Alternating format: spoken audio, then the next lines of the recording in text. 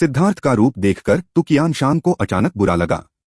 बेटे, कुछ भी पागलपन करने के बारे में सोचना भी मत।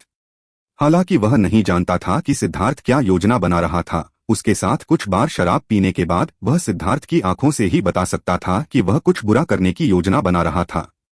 छी कायर, मैंने अभी तक कुछ भी नहीं कहा है और तुम पहले से ही पीछे हटने का ढोल पीट रहे हो। भविष्य में मुझे फिर से अपने साथ पीने के लिए मत कहना, सिद्धार्थ ने तिरस्कारपूर्वक कहा। तुम्हें लगता है कि तुम मुझे इस तरह भड़का सकते हो? तुम मुझे क्या समझते हो? वाइन गॉड पैलेस में भागने से पहले मैंने इन जमीनों पर अपना दबदबा बनाया था। मैंने हर तरह के लोगों को देखा है और मैं तुम्हारे जैसे लोगों को जानता हूं। मैं तुम्हारी बकवास नहीं सुनूंगा। स्पष्ट रूप से तुकियान शान बहुत अनुभवी व्यक्ति था और इतनी आसानी से उसके झांसे में नहीं आएगा। उसने शराब का एक और जग निकाला। यह एक अलग शराब थी जो इतनी तीखी नहीं थी। आखिरकार पिछली शराब का इस्तेमाल आम तौर पर पीने के लिए नहीं किया जाता था। सिद्धार्थ ने जग लिया और उसमें 2 नए कटोरे डाले। उसने तिरस्कारपूर्वक कहा, तुमने कभी भूमि पर कब प्रभुत्व जमाया था? क्या प्राचीन जातियों ने तुम्हें इस हद तक पीछा नहीं किया था कि तुम्हारे पास जाने के लिए कोई जगह नहीं थी? क्या तुम्हें कुत्ते की तरह शिकार नहीं किया गया था? यह कहना कि तुम वाइन गॉड पैलेस में भाग गए बिल्कुल सही है। अगर तुम कुत्ते की तरह नहीं भागते तो तुम्हारे शरीर पर मौजूद सारी चर्बी प्राचीन जातियों के लिए एक बढ़िया स्टू में बदल जाती। हम प्राचीन जातियों में बहुत ज्यादा लोग हैं। मेरे पीछे एक ही क्षेत्र के सैकड़ों लोग और यहां तक कि उच्च साधना आधार वाले लोग भी थे।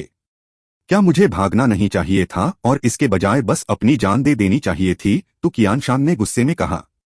उस समय तुकियान शान ने प्राचीन जातियों के कई मुख्यालयों को नष्ट कर दिया था, जिससे वे पूरी तरह से क्रोधित हो गए थे और उन्हें बड़ी ताकत के साथ वहां से निकल जाने पर मजबूर होना पड़ा था।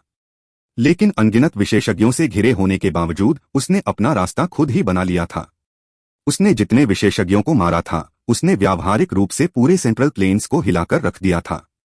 सबसे भयानक बात यह है कि 3 साल तक भागते दौड़ते और जवाबी हमले करते हुए उसने अपने आत्मा परिवर्तन साधना आधार का इस्तेमाल करके विभिन्न क्षेत्रों में लड़ाई की और अपने पीछे पड़े 3 रेस लीडरों को मार गिराया। वे सभी रेस लीडर लाइफ स्टार विशेषज्ञों को डराने वाले थे। उस समय तुकियान शान ने काफी सनसनी मचा दी थी। हालांकि उसके कार्यों ने प्राचीन जातियों को पूरी तरह से क्रोधित कर दिया और उन्होंने सर्वोच्च विशेषज्ञों को भेजा, जिससे वह बुरी तरह घायल हो गया। जैसे ही वह मारा जाने वाला था, वाइन गॉड पैलेस के लोगों ने उसे बचा लिया और वह वाइन गॉड की उनकी पूजा में शामिल हो गया। हालांकि तुकियान शान अंत में हार गया था, लेकिन किसी ने भी उस पर हंसने की हिम्मत नहीं की। इसके बजाय वे उसके दबंग तरीके की प्रशंसा से भरे थे। हार तो हार ही होती है, बहाने बनाने की क्या जरूरत है? जब मैं शक्तिशाली दुश्मनों से घिरा हुआ था तो मैं भी अलग अलग क्षेत्रों में लड़ रहा था। मैंने सभी तरह की भयावह योजनाएं देखी हैं। खैर, यह वास्तव में महत्वपूर्ण नहीं है। मोटे, मैं तुम्हें कुछ बहुत बड़ी दौलत देने की योजना बना रहा हूं। तुम इसका फायदा उठा पाओगे या नहीं, यह तुम पर निर्भर करेगा। सिद्धार्थ ने एक घूंट शराब पी और अपनी आस्तीन से अपना मुंह पोंछा। क्या तुम सच कह रहे हो? तुम सिर्फ एक फाउंडेशन फोर्जिंग के बच्चे हो। तुम मुझे किस तरह का भाग्य भेज सकते हो? तुकियान शान ने उस पर विश्वास न करते हुए कहा। अरे कृतघ्न साथी, अगर मेरे नुस्खे न होते तो क्या तुम उस शराब को परिष्कृत कर पाते? अगर मेरे नुस्खे न होते तो क्या तुम अपनी बुरी आभा को बचा पाते? तुम खुद क्यों नहीं सोचते कि मेरे अलावा और किसने तुम्हें इतनी दौलत दी? सिद्धार्थ ने कोसा। उसने देखा था कि तुकियान शान की भयावह आभा बहुत कम हो गई थी। पहले उसकी साधना तकनीक बहुत दबंग थी और उसकी संचित हत्या की मंशा बहुत मजबूत थी, जिससे एक तरह की विशेष भयावह आभा पैदा हो गई थी। यह भयावह आभा उसकी आत्मा की गहराई से निकलती थी और वह इसे दबा नहीं पाया था। यही कारण था कि आम लोग उसके पास भी नहीं आ पाते थे। वे उस भयावह आभा से प्रभावित होते थे और उन्मत्त हो जाते थे, आसानी से क्रोधित हो जाते थे और शायद उनमें हत्या करने की इच्छा भी पैदा हो जाती थी। केवल जिया यूलुओ जैसा व्यक्ति, जिसके पास शुद्ध और सरल हृदय था और जिसने कभी वास्तविक वध में भाग नहीं लिया था, इसका अपवाद था। जिया युनचोंग ने तुकियान शान को पहले भी कई बार देखा था, लेकिन वह हमेशा दूर से ही देखा था। वह उस भयावह आभा से प्रभावित होने से भी डरता था। वाइन गॉड पैलेस के अन्य शिष्यों ने अलग अलग वाइन दावों की खेती की और उनमें से अधिकांश ने शांतिपूर्ण और शांत जीवन का आनंद लिया। यह तुकियान शान के वाइन दाव से अलग था और इसलिए बाकी लोगों ने भी उसके साथ बातचीत नहीं की। यही कारण था कि तू कियानशांग अब सिद्धार्थ को जवाब देने में असमर्थ था। यह सिद्धार्थ के फार्मूलों का ही फायदा था, जिससे उसे वाइन बनाने की प्रक्रिया के दौरान अंतर्दृष्टि प्राप्त करने में मदद मिली थी। उसने सीख लिया था कि उस भयावह आभा को कैसे सुरक्षित रखा जाए। यह भी इसलिए था क्योंकि उसने इसे सुरक्षित रखा था, इसलिए उसने जो शराब बनाई थी वह भी सुरक्षित हो गई थी। अब यह सतह पर शांत दिख रही थी और इसे पीने के बाद ही यह फूटेगी। इसी तरह उसने अभी अभी सिद्धार्थ को धोखा दिया था। इसे अच्छी तरह से कहें तो सिद्धार्थ ने उसे पहले ही सौभाग्य दे दिया था। यह उसकी साधना और अंतर्दृष्टि के लिए अत्यंत सहायक था। इसलिए सिद्धार्थ के शाप का जवाब देने के लिए उसके पास कुछ भी नहीं था। हम्मत, यह तो बस एक मजाक था और तुमने इसे इतनी गंभीरता से ले लिया। कितना तुच्छ आदमी है। बस अपनी शराब पी लो और मुझे बता सकते हो कि यह सौभाग्य क्या है। तू कियानशांग ने सिद्धार्थ को शराब का कटोरा पिलाया, जिसे माफी के तौर पर गिना जा सकता था। सिद्धार्थ वास्तव में नाराज नहीं था और शराब पीते हुए उसने कहा, हमारे बीच पी गई शराब के कारण अब हम भाई कहला सकते हैं। क्या बकवास है, क्या तुम मेरा फायदा उठा रहे हो? तू कियानशांग ने लगभग अपनी शराब उगल दी। वह कोई ऐसा व्यक्ति था जिसने 3000 साल पहले पूरे महाद्वीप पर कब्जा कर लिया था और अब सिद्धार्थ उसे भाई कहना चाहता था। छी, तुम्हें भाई कहना मेरे लिए तुम्हारे प्रति सम्मान है। मुझे लगता है कि तुम एक जोशीले इंसान हो। क्या तुम्हें लगता है कि कोई भी मेरा भाई बनने की योग्यता रखता है? सिद्धार्थ ने तिरस्कारपूर्वक कहा। ठीक है, मैं इसे स्वीकार कर सकता हूं। मुझ पर कृपा करने के लिए धन्यवाद भाई। तू कियानशांग अवाक रह गया। यह बदमाश वाकई घमंडी था। लेकिन महायाजक ने जो कुछ उससे कहा था उसके बारे में सोचकर उसे इस बात से बहुत शांति महसूस हुई। वह एक ऐसा व्यक्ति था जिससे शराब का देवता भी धूप या पूजा के लिए घुटने टेकने की हिम्मत नहीं कर सकता था। ऐसे व्यक्ति का भाई होना वाकई उसकी हैसियत को बढ़ा सकता था। तू कियानशांग को गंभीरता से सुनते देख सिद्धार्थ ने धार्मिक आक्रोश से भरी एक कहानी सुनानी शुरू की। जब मैंने सुना कि प्राचीन जातियों ने तुम्हारा शिकार किया है तो मैं बहुत नाखुश हुआ। प्राचीन जातियां खुद को क्या समझती हैं? वे तो बस मानव जाति और जुआन जानवरों के बीच की संकर प्रजातियां हैं। उस समय मानव जाति दुनिया की नेता थी, जबकि जुआन जानवर गौण अस्तित्व से ज्यादा कुछ नहीं थे, जो सिर्फ मानव जाति के घोड़े और युद्ध जानवर बनने के लिए उपयुक्त थे। मानव जाति से ईर्ष्या करते हुए और स्वर्गीय दाऊस के करीब जाने के लिए जुआन जानवरों ने अपनी जाति के सदस्यों को भेजा जो मानव जाति के साथ संभोग करने के लिए मानव रूप ले सकते थे, और यही एकमात्र कारण था कि प्राचीन जातियां पैदा हुईं। फिर मानव जाति का पतन हो गया, जबकि प्राचीन जातियां साधना के मामले में उनसे श्रेष्ठ महसूस करती थीं और उन्होंने अपने मानव वंश को त्याग दिया, खुद को केवल जुआन जानवरों का वंशज घोषित कर दिया। उनका हम पर नजर रखना, हमें धमकाना, इन लोगों को देखना जो अपनी जड़ों को भूल जाते हैं, एक व्यक्ति को क्रोधित कर देता है। इसके अलावा उन्होंने आपको शिकार करने की हिम्मत की। यह पूरी तरह से अस्वीकार्य है। अगर यह मेरे ऊपर होता। भाई, यह सब कई साल पहले हुआ था। क्या तुम मुद्दे पर आ सकते हो? तू कियानशांग कुछ अवाक रह गया क्योंकि उसने देखा कि सिद्धार्थ का गुस्सा बढ़ता जा रहा था, मानो उस समय जिसका पीछा किया गया था वह वही था। मुद्दा क्या है? मैं तुम्हें न्याय दिलाना चाहता हूं। मैं निश्चित रूप से इस मामले को ऐसे ही नहीं छोड़ूंगा। मैं अपने भाई को इस तरह से परेशान कैसे होने दूंगा? मैंने पहले ही इस मामले की जांच कर ली है। उस समय 3 लोग थे जिन्होंने तुम्हें बुरी तरह घायल कर दिया था।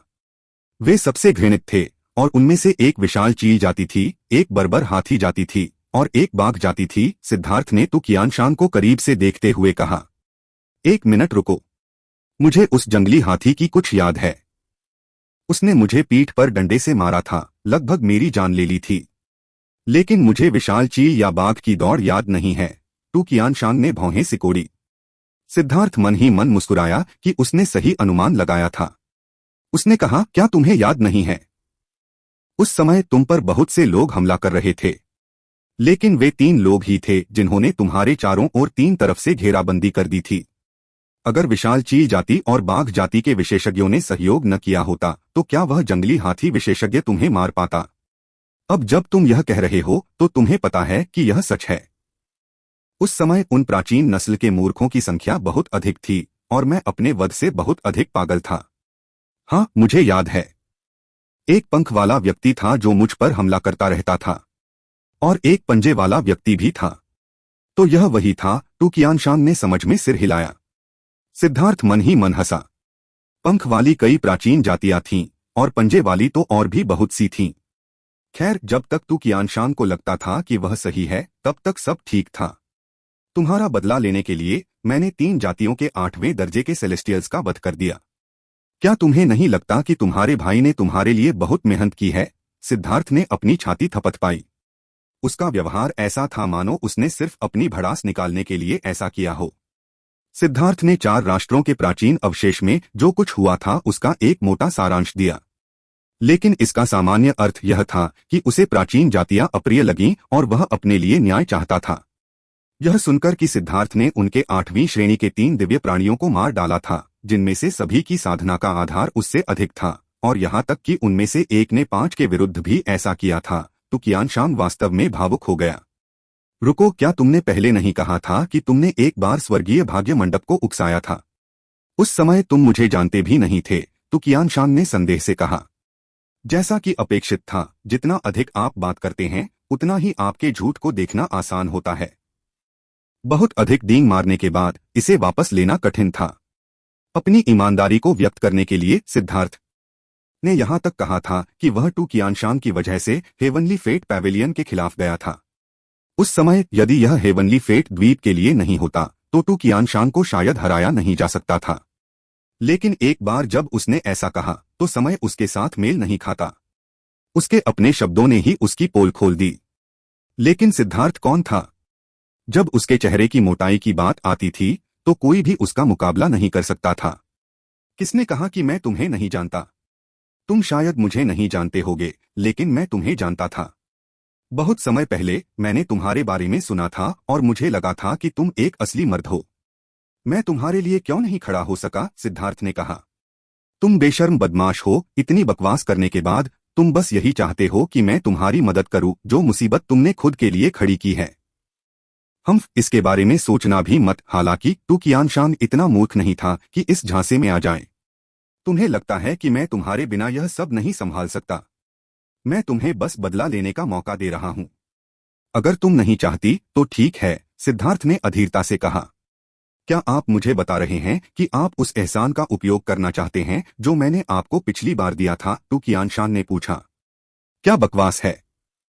मैं सिद्धार्थ तुम्हें भाई की तरह मानता हूं। क्या हमें अपने एहसानों का हिसाब इस तरह से रखना चाहिए? मैं तुम्हें बता दूं, इसका उस एहसान से कोई लेना देना नहीं है। तुम्हारे भाई के रूप में मैंने तुम्हारे लिए अपनी भड़ास निकाली, इसलिए तुम्हें भी मेरे लिए अपनी भड़ास निकालनी होगी। इसके अलावा तुम अभी भी मुझ पर एहसान करोगे? सिद्धार्थ ने कहा।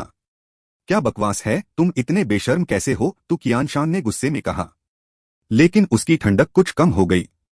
अगर सिद्धार्थ उस समय के एहसान का इस्तेमाल इसके लिए कर रहा होता तो उसे यह अस्वीकार्य लगता, लेकिन सिद्धार्थ के इस बेशर्म तरीके ने उसे थोड़ा और करीब महसूस कराया। तो क्या हुआ अगर मैं बेशर्म हूं? जब तुम्हारे भाई को मदद की जरूरत है तो क्या तुम मदद नहीं करोगे? इसके अलावा क्या तुम बदला नहीं लेना चाहते? सिद्धार्थ ने निडरता से कहा, एक बार फिर चारा डालते हुए। मैं करता हूं, लेकिन मैं वाइन गॉड पैलेस का शिष्य हूं। मेरे लिए ऐसा करना सुविधाजनक नहीं है, टू कियानशान ने झिझकते हुए कहा। यह सच था कि उसे कभी भी उस मामले पर अपना गुस्सा निकालने का मौका नहीं मिला था, जिससे उसके दिल में एक गांठ सी रह गई थी। हे, कोई चिंता नहीं। मैंने पहले ही उच्च पुजारी को संभालने में आपकी मदद की है। सिद्धार्थ ने शरारती ढंग से मुस्कुराया। सच में? तो फिर चलो उन्हें ऐसा सबक सिखाए जिसे वे कभी नहीं भूलेंगे। टू कियानशान की आंखों में एक क्रूर चमक दिखाई दी, साथ ही उत्साह का एक निशान भी। जुआनतियान दाओ संप्रदाय के भीतर टॉवर विभाग के प्रमुख ली तियानक्सुआन और लियू कैंग एक निजी कमरे में थे। उनके भाव कुछ गंभीर थे। जुआन मास्टर, सिद्धार्थ पिल टॉवर द्वारा ग्रैंड जिया प्राचीन राष्ट्र के भीतर फंस गया है। उन्होंने पहले से ही कई स्तरों पर नाकाबंदी कर दी है। प्राचीन जातियां भी आगे बढ़ रही हैं। सिद्धार्थ खतरे में है, लियू कैंग ने चिंतित होकर कहा। ग्रैंड जिया पर जो कुछ हो रहा था उसकी खबर पहले ही फैल चुकी थी। फॉर नेशंस एंशिएंट रेमनेंट के भीतर सिद्धार्थ ने पिल टॉवर के शीर्ष प्रतिभाशाली डैन चू को मार डाला था, साथ ही उनके पैतृक आइटम ब्लेजिंग ड्रैगन कॉल्ड्रॉन को भी छीन लिया था। उसने पिल टॉवर को पूरी तरह से क्रोधित कर दिया था। पिल टॉवर ने पहले ही यह संदेश भेज दिया था कि जो कोई भी सिद्धार्थ को शरण देने की हिम्मत करेगा उसे उनका दुश्मन माना जाएगा। पिल टॉवर के प्रकोप के बाद पिल टॉवर से निकटता से जुड़ी शक्तियों ने ग्रैंडजिया की सीमाओं को सील करने के लिए अपने विशेषज्ञों को भेजा। परिवहन संरचना विशेषज्ञों से भरी हुई थी। जाहिर है इसमें दर्जनों संप्रदाय मदद कर रहे थे और निस्संदेह उनमें से एक स्वर्ग दमन जादू संप्रदाय था। अपनी शक्ति का प्रदर्शन करने के लिए पिल टॉवर ने सभी संप्रदायों को पूरी ताकत से बाहर निकाल दिया। संप्रदाय के गुरुओं के स्तर पर 10 से अधिक विशेषज्ञ और असंख्य आत्मा परिवर्तन विशेषज्ञ भी थे। स्पष्ट रूप से पिल टॉवर यह सब डराने की रणनीति के तहत कर रहा था ताकि यह सुनिश्चित किया जा सके कि ली तियानक्सुआन के पास उन्हें रोकने की कोई क्षमता न हो। यह पिल टॉवर के पक्ष में न होने वाले अन्य संप्रदायों के लिए भी एक चेतावनी थी। यह मामला बहुत बड़ा हो गया है। हमारा जुआनतियान दाओ संप्रदाय कुछ नहीं कर सकता, टावर विभाग प्रमुख ने कहा। पिल टॉवर ने जो खबर जारी की थी वह यह थी कि पिल टॉवर के विशेषज्ञ डैन चू को ग्रैंड हान द्वारा प्राचीन अवशेष में आमंत्रित किया गया था ताकि वे अवशेषों के रहस्यों की खोज में उनकी मदद कर सकें। उसका कोई बुरा इरादा नहीं था, लेकिन सिद्धार्थ डैन चू के खजाने के लिए लालची हो गया था और उसने उनके लिए उसे मार डाला। हालांकि इस तरह की बकवास में थोड़ी सी भी बुद्धि वाला कोई भी व्यक्ति अनगिनत छेद देख सकता था, लेकिन पिल टावर तो पिल टावर ही था। उन्होंने जो कहा वह सच था। इसके अलावा इस सत्य की पुष्टि अनगिनत अन्य संप्रदायों द्वारा की जाएगी। यह उनका अकाट्य प्रमाण था जिस पर कोई भी बहस नहीं कर सकता था। इसे और भी सरल शब्दों में कहें तो अगर पिल टॉवर किसी कचरे के ढेर की ओर इशारा करके कहे कि इसकी गंध अच्छी है तो अनगिनत दूसरे संप्रदाय भी कहेंगे कि इसकी गंध अच्छी है। यहां तक कि कुछ लोग इसे पकड़कर चाट भी लेंगे ताकि यह साबित हो सके कि यह सच है। साधना की दुनिया में वास्तविक तथ्य महत्वपूर्ण नहीं थे, केवल शक्ति ही महत्वपूर्ण थी और पिल टॉवर में वह शक्ति थी। ली तियानक्सुआन चुप था, उसकी आंखें विचार में बंद थीं। ऐसा लग रहा था कि वह इस समस्या को हल करने के बारे में सोच रहा था। लियू कैन ने सुझाव दिया, मुझे लगता है कि सबसे अच्छा विकल्प मार्शल हेवन एलायंस से सहायता का अनुरोध करना होगा। टॉवर विभाग प्रमुख ने अपना सिर हिलाया। यह बेकार है। मार्शल हेवन एलायंस केवल उन चीजों को देखता है जो गठबंधन के भीतर होती हैं। यह मामला 4 राष्ट्रों के प्राचीन अवशेष में हुआ था और इसका कोई प्रत्यक्षदर्शी या सबूत नहीं है। पिल टॉवर को बस अपनी कहानी जारी रखने की जरूरत है कि सिद्धार्थ ने अपने शिष्य को उसके खजाने के लिए मार डाला और कोई भी कुछ नहीं कर सकता। मार्शल हेवन एलायंस के पास हस्तक्षेप करने का कोई बहाना नहीं है और यह उनके नियमों के अनुसार नहीं है। जहां तक 4 प्राचीन राष्ट्रों की बात है, वे साधना दुनिया से बाहर स्थित हैं और 4 राष्ट्रों की संधि इस मामले को और भी जटिल बना रही है। एक छोटी सी गलती एक विशाल अराजक युद्ध का कारण बन सकती है जो 4 प्राचीन राष्ट्रों को नष्ट कर देगी, जिससे उनके क्षेत्र और संसाधन विभिन्न बड़े संप्रदायों द्वारा छीन लिए जाएंगे। नरसंहार होगा। एक के बाद एक विकल्प बंद होने के बाद लियू कैन ने कड़वी मुस्कान के साथ आहें भरने से खुद को नहीं रोक पाया। उस छोटे से आदमी की परेशानी को भड़काने की क्षमता बढ़ती ही जा रही है। हम भी अब इसे संभाल नहीं सकते। जब से सिद्धार्थ जुआनटियन दाओ संप्रदाय में आया था तब से संप्रदाय मूल रूप से उसके द्वारा पलट दिया गया था। अब वह केवल थोड़े समय के लिए ही गया था और उसने अभूतपूर्व परेशानी पैदा कर दी थी। ऐसा लग रहा था कि वह जानबूझकर परेशानी पैदा करने की अपनी क्षमता साबित करने की कोशिश कर रहा था। जुआन मास्टर, आपकी क्या राय है? लियू कैन ने पूछा। ली तियानक्सुआन ने धीरे से अपनी आंखें खोली और हल्के से कहा, कुछ भी करने की जरूरत नहीं है। हम अभी सिर्फ देखते रहेंगे। अगर वाकई कोई दूसरा विकल्प नहीं है तो हमारे कर्म भाग्य को बनाए रखने के लिए पुनर्जन्म दर्पण की कोई जरूरत नहीं है। मैं इसे बाहर लाऊंगा और उन्हें तब तक मारूंगा जब तक कि स्वर्ग और पृथ्वी उलट न जाए। क्या? लियू कैन और टॉवर विभाग प्रमुख के चेहरे के भाव बदल गए। पुनर्जन्म दर्पण और जुआनटियन टॉवर जुआनटियन दाओ संप्रदाय के संप्रदाय रक्षा करने वाले दिव्य आइटम थे। वे संप्रदाय के कर्म भाग्य को भी बनाए रखते थे और उनका इस्तेमाल हल्के में नहीं किया जा सकता था। उनका उपयोग करने से संप्रदाय के कर्म भाग्य को नुकसान पहुंचता था। पिछली बार पूर्वी समुद्र में, क्योंकि पुनर्जन्म दर्पण का उपयोग संप्रदाय के कर्म भाग्य को बनाए रखने के लिए किया जाना था, ली तियानक्सुआन ने केवल पुनर्जन्म दर्पण के प्रक्षेपण का उपयोग किया था। अगर उसने इसके असली शरीर का उपयोग किया होता तो इससे बड़ी क्षति होती। सिद्धार्थ को जिंदा रहना ही होगा, भले ही कीमत ज्यादा हो, लेकिन यह करना ही होगा। उस छोटे से साथी ने एक बार एक दिलचस्प बात कही थी, कमजोर लोग ताकतवर से डरते हैं, ताकतवर लोग ताकतवर से डरते हैं और ताकतवर लोग निडर से डरते हैं। अगर पिल टॉवर खेलना चाहता है तो हम उनके साथ चलेंगे। मेरा जुआंटियन दाओ संप्रदाय बहुत लंबे समय से चुप है, जिससे दूसरे लोग सोचते हैं कि हम एक दांतविहीन शेर हैं। हमें यह साबित करना होगा कि हमारे दांत अभी भी तीखे हैं। ली तियानक्सुआन ने थोड़ा मुस्कुराया। उस मुस्कान में आत्मविश्वास और दृढ़ संकल्प था, जो दिखा रहा था कि वह कितना गंभीर था। लियू कैंग और टॉवर विभाग प्रमुख के रोंगटे खड़े हो गए। ऐसा लग रहा था कि जुआन मास्टर वाकई बहुत क्रोधित हो गया था। शायद सेंट्रल प्लेन्स हिलने वाला था। ठीक इसी समय कमरे में रोशनी चमकी और उनके सामने एक अक्षर प्रकट हुआ। हुआयुन संप्रदाय से एक गुप्त संदेश। ली तियानक्सुआन चौंकने से खुद को नहीं रोक सका। यह हुआयुन संप्रदाय और उसके बीच एक गुप्त संचार विधि थी। इसका इस्तेमाल आमतौर पर अत्यावश्यक मामलों को छोड़कर नहीं किया जाता था। ली तियानक्सुआन ने पत्र पर अपनी उंगली दबाई। पत्र तुरंत धूल में बदल गया, जबकि ऊर्जा की एक निराकार लहर फैल गई। हाँ, उस छोटे से लड़के सिद्धार्थ में कुछ हुनर है। हमें इसके बारे में चिंता करने की जरूरत नहीं है। ली तियानक्सुआन अचानक हंसा, जिससे लियू कैंग और टॉवर डिपार्टमेंट हेड एक दूसरे को खाली नजरों से देखने लगे। दूर एक ऊंची पहाड़ी थी, जिसके किनारे पर नुकीली चट्टान थी। ऐसा लग रहा था जैसे किसी दिव्य तलवार को जमीन में घुसा दिया गया है। चट्टान के ऊपर एक साधारण लकड़ी का कमरा था। ठंडी हवाएं चोटी से गुजर रही थीं और अपने साथ सीटी जैसी आवाज ला रही थीं। लकड़ी के कमरे पर अनगिनत निशान थे, जैसे ब्लेड से काटा गया हो। अगर कोई फोर्जिन मास्टर कमरा देखता तो वह जरूर चौंक जाता।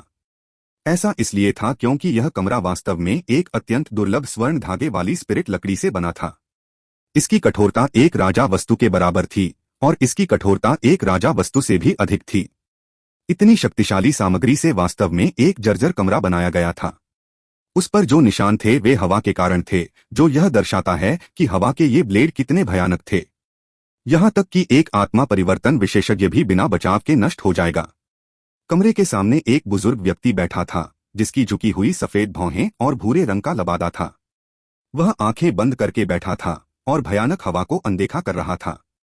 बूढ़े आदमी, ऐसा लगता है कि सिद्धार्थ मुसीबत में है, एक बहुत लंबे और बड़े मांसल आदमी ने सूचना दी। क्या यह कोई बड़ी मुसीबत है? बुजुर्ग ने आंखें बंद किए हुए हल्के से पूछा। इतना तो। क्या वह इसे स्वयं संभाल सकता है? मुझे शक है। तो फिर सातवें बूढ़े से कहो कि वह सैर पर जाए। यह अभी भी पुराने नियम हैं। अगर उसे ऐसा करने की जरूरत नहीं है तो उसे हस्तक्षेप नहीं करना चाहिए। बच्चों को खुद ही परिपक्व होने की जरूरत है। जब वे अभी छोटे हैं तो उन्हें थोड़ा कष्ट सहना कोई बुरी बात नहीं है, बुजुर्ग ने कहा।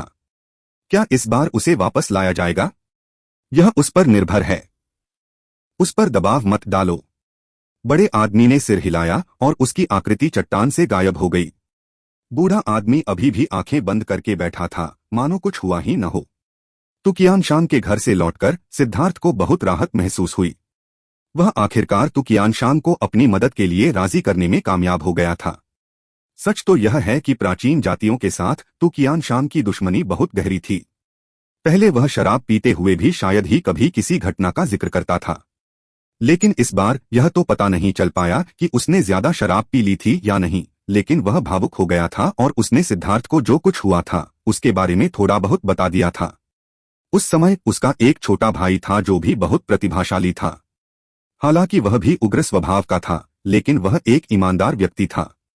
तुकियानशान के अनुसार प्राचीन जातियों के साथ उसकी शत्रुता का कारण यह था कि कैसे प्राचीन जातियों ने एक बार एक सुंदर महिला साधक के लिए कठिनाइयां पैदा कर दी थीं और उसके छोटे भाई ने उसकी मदद की थी तथा उसे बचाने के लिए प्राचीन जातियों के कई विशेषज्ञों को मार डाला था।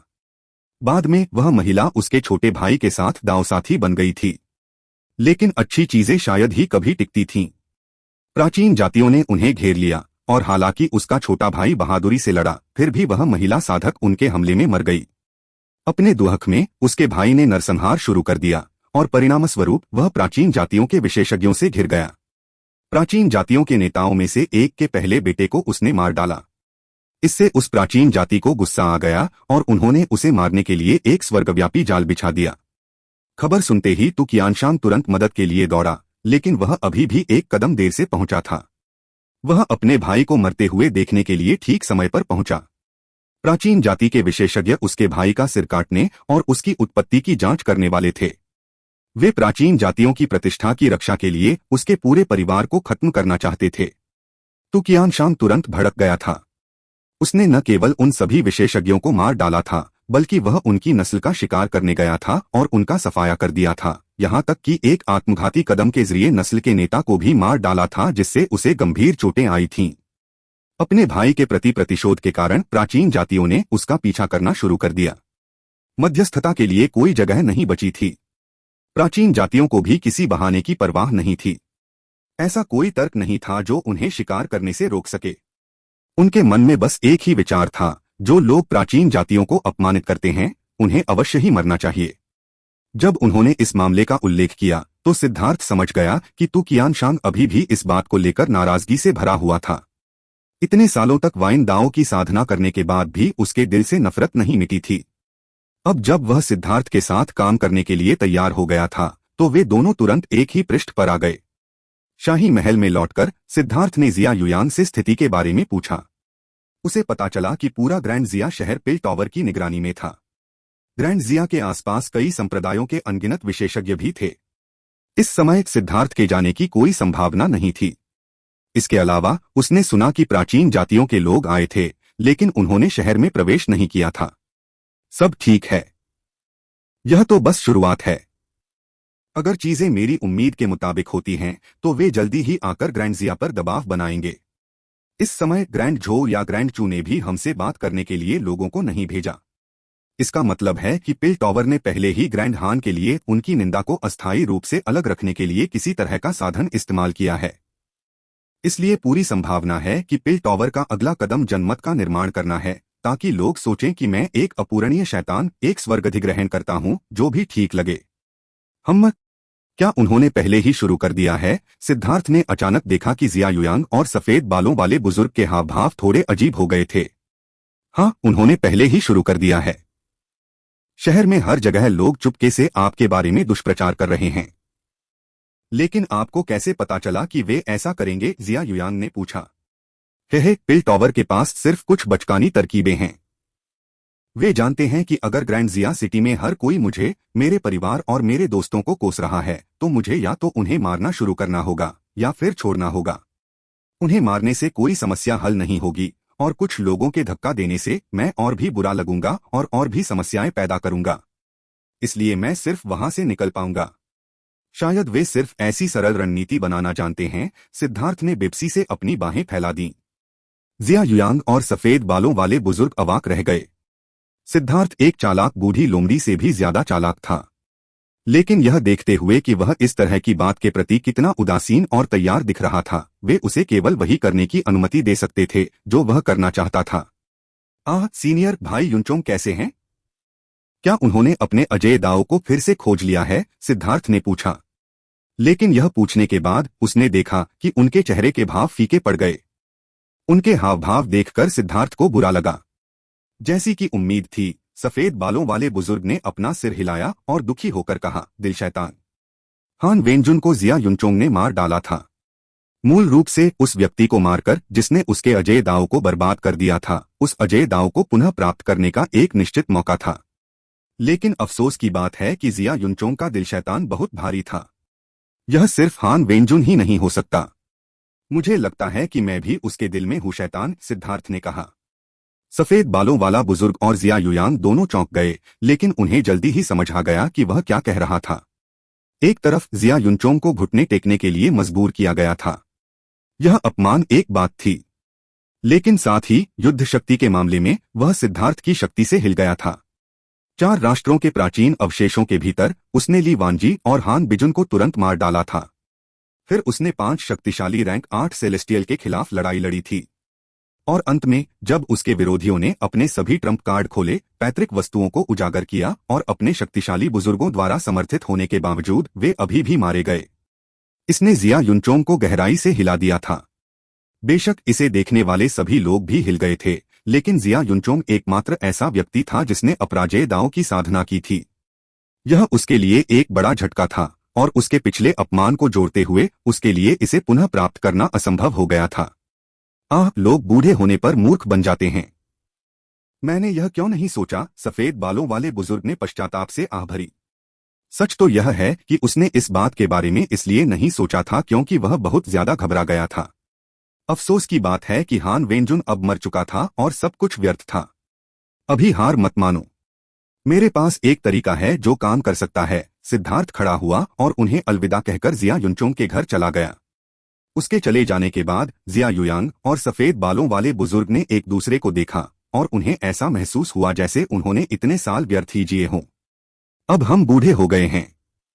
वे दोनों आहें भर रहे थे, लेकिन अब उनकी आंखों में आशा की एक किरण दिखाई दे रही थी। ड्रैगन शिरा की गणना के अनुसार यूलुओ को एक बहुत बड़ी विपत्ति का सामना करना पड़ा था। मुझे लगा कि इस बार उसके साथ कुछ हुआ होगा, लेकिन इसके बजाय वह ठीक है और विपत्ति ने युनचोंग को मारा। क्या यह सिद्धार्थ की वजह से है? जिया युयांग ने सोचा। ड्रैगन शिरा की गणना बहुत सटीक है, लेकिन वे गणनाएं केवल आपके जिया परिवार के भाग्य का अनुमान लगा सकती हैं। सिद्धार्थ आपके जिया परिवार का सदस्य नहीं है और उसके आने से सब कुछ गड़बड़ हो गया है। कुछ भी गणना करने का कोई तरीका नहीं है।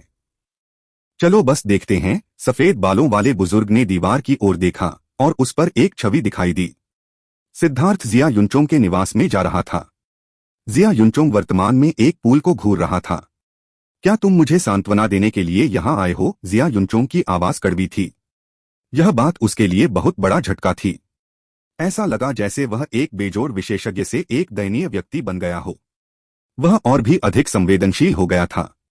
मैं तुम्हें किस बात के लिए सांत्वना दूंगा? तुम एक आदमी हो। मैं तुम्हारे साथ शराब पीने आया हूं। मैंने इस बार वाइन गॉड पैलेस से काफी ज्यादा शराब चुराई है, तो चलो पीते हैं। सिद्धार्थ ने जिया युनचोंग को एक छोटे से मंडप में खींच लिया और शराब का एक जग निकाला। जिया युनचोंग पहले तो यह कहना चाहता था कि वह शराब पीने के मूड में नहीं है, लेकिन फिर उसे लगा कि मना करने का मतलब होगा कि वह कमजोर है, जैसे कि वह अपनी हार को बर्दाश्त नहीं कर सकता। इसलिए वह बैठ गया। लो, पहले इसे पी लो। इसे एक महिला साधक ने बनाया है। यह अतुलनीय रूप से समृद्ध है, जिसका स्वाद लंबे समय तक बना रहता है। सिद्धार्थ ने जिया युनचोंग को शराब का एक कटोरा पिलाया। जिया युनचोंग ने इसे एक ही घूंट में पी लिया।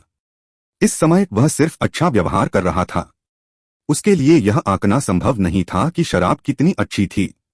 उसका दिल पहले से ही उथल पुथल से भरा हुआ था। सिद्धार्थ ने भी एक कटोरी पी ली। वे दोनों शराब पीते रहे और कुछ नहीं बोले। 10 कटोरी से ज्यादा शराब पीने के बाद जिया युनचोंग अचानक मेज पर गिर पड़ा और रोने लगा। सिद्धार्थ ने कुछ नहीं कहा। उसने शराब डालना जारी रखा और खुद भी पीता रहा। उसे पता था कि शराब की ऊर्जा पहले ही असर दिखा चुकी है। इस महिला साधक की मदिरा हृदय पर केंद्रित थी, 7 भावनाओं और 6 इच्छाओं को उत्तेजित करती थी। यह व्यक्ति की भावनाओं को पूरी तरह से मुक्त करने में सहायक थी। जिया युनचोंग एक लौह पुरुष था। उसने अपने जीवन में अनगिनत बार खून बहाया था, लेकिन वह कभी नहीं रोया था। उसने अपने दुखों को अपने दिल में ही रखा। इस मामले में वह सिद्धार्थ जैसा ही था। वे कभी भी दूसरों को सब कुछ नहीं बताते, बस अपने दिल में जो होता था उसे दबा देते थे। अपने अजेय दांव के टूटने, अपने हृदय में उथल पुथल और इस शराब की उत्तेजना के कारण जिया युनचोंग की सारी भावनाएं बाहर निकल आईं। थोड़ी देर बाद जिया युनचोंग को काफी बेहतर महसूस होने लगा। उसने गहरी सांस ली। भाई लॉन्ग, शराब के लिए शुक्रिया। मैं बेहतर महसूस कर रहा हूं। क्या आप अपने अपराजेय दांव को फिर से खोजना चाहते हैं? सिद्धार्थ ने शराब रखते हुए पूछा। भाई लॉन्ग, आप? जिया युनचोंग ने सिद्धार्थ को चौंक कर देखा। अगर यह सवाल किसी और से आता, यहां तक कि उसके अपने मालिक से भी, तो उसे लगता कि वे बस उसे दिलासा देने की कोशिश कर रहे हैं। लेकिन सिद्धार्थ से यह सवाल सुनकर उसकी मरी हुई उम्मीद एक बार फिर से जाग उठी। मैंने पूछा था कि क्या तुम अपने अजेय दांव को फिर से खोजना चाहते हो? सिद्धार्थ ने अपनी बात दोहराते हुए शराब का एक और कटोरा उंडेला। हाँ जरूर। भाई लॉन्ग, कृपया मेरी मदद करें। जिया युनचोंग ने उम्मीद से भरकर अपनी मुट्ठियां भींच ली। तो फिर मैं आपसे पूछता हूं, अपराजेय दांव क्या है? सिद्धार्थ ने जिया युनचोंग की ओर देखा। यह जिया युनचोंग अचंभित हो गया। सिद्धार्थ ने अपनी वाइन पी और मुस्कुराया।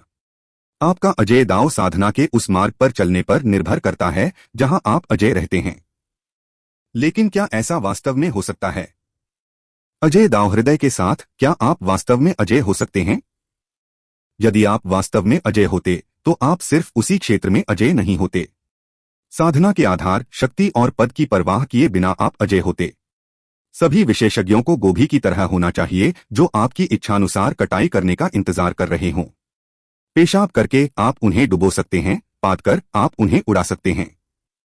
वास्तव में अजेय होने का यही एकमात्र तरीका है।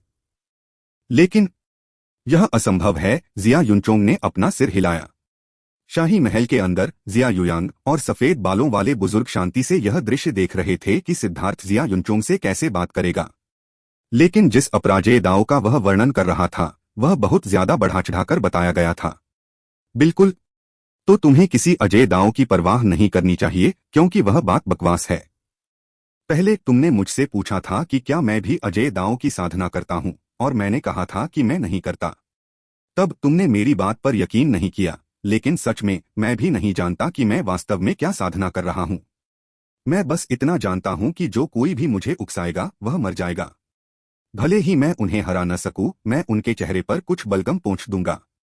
दूसरी ओर आपकी तरह ही मैंने भी उसी क्षेत्र के खिलाफ अपराजित रिकॉर्ड बनाए रखा, लेकिन मैंने उस रिकॉर्ड को बनाए रखने के लिए कभी भी कोई सावधानी नहीं बरती।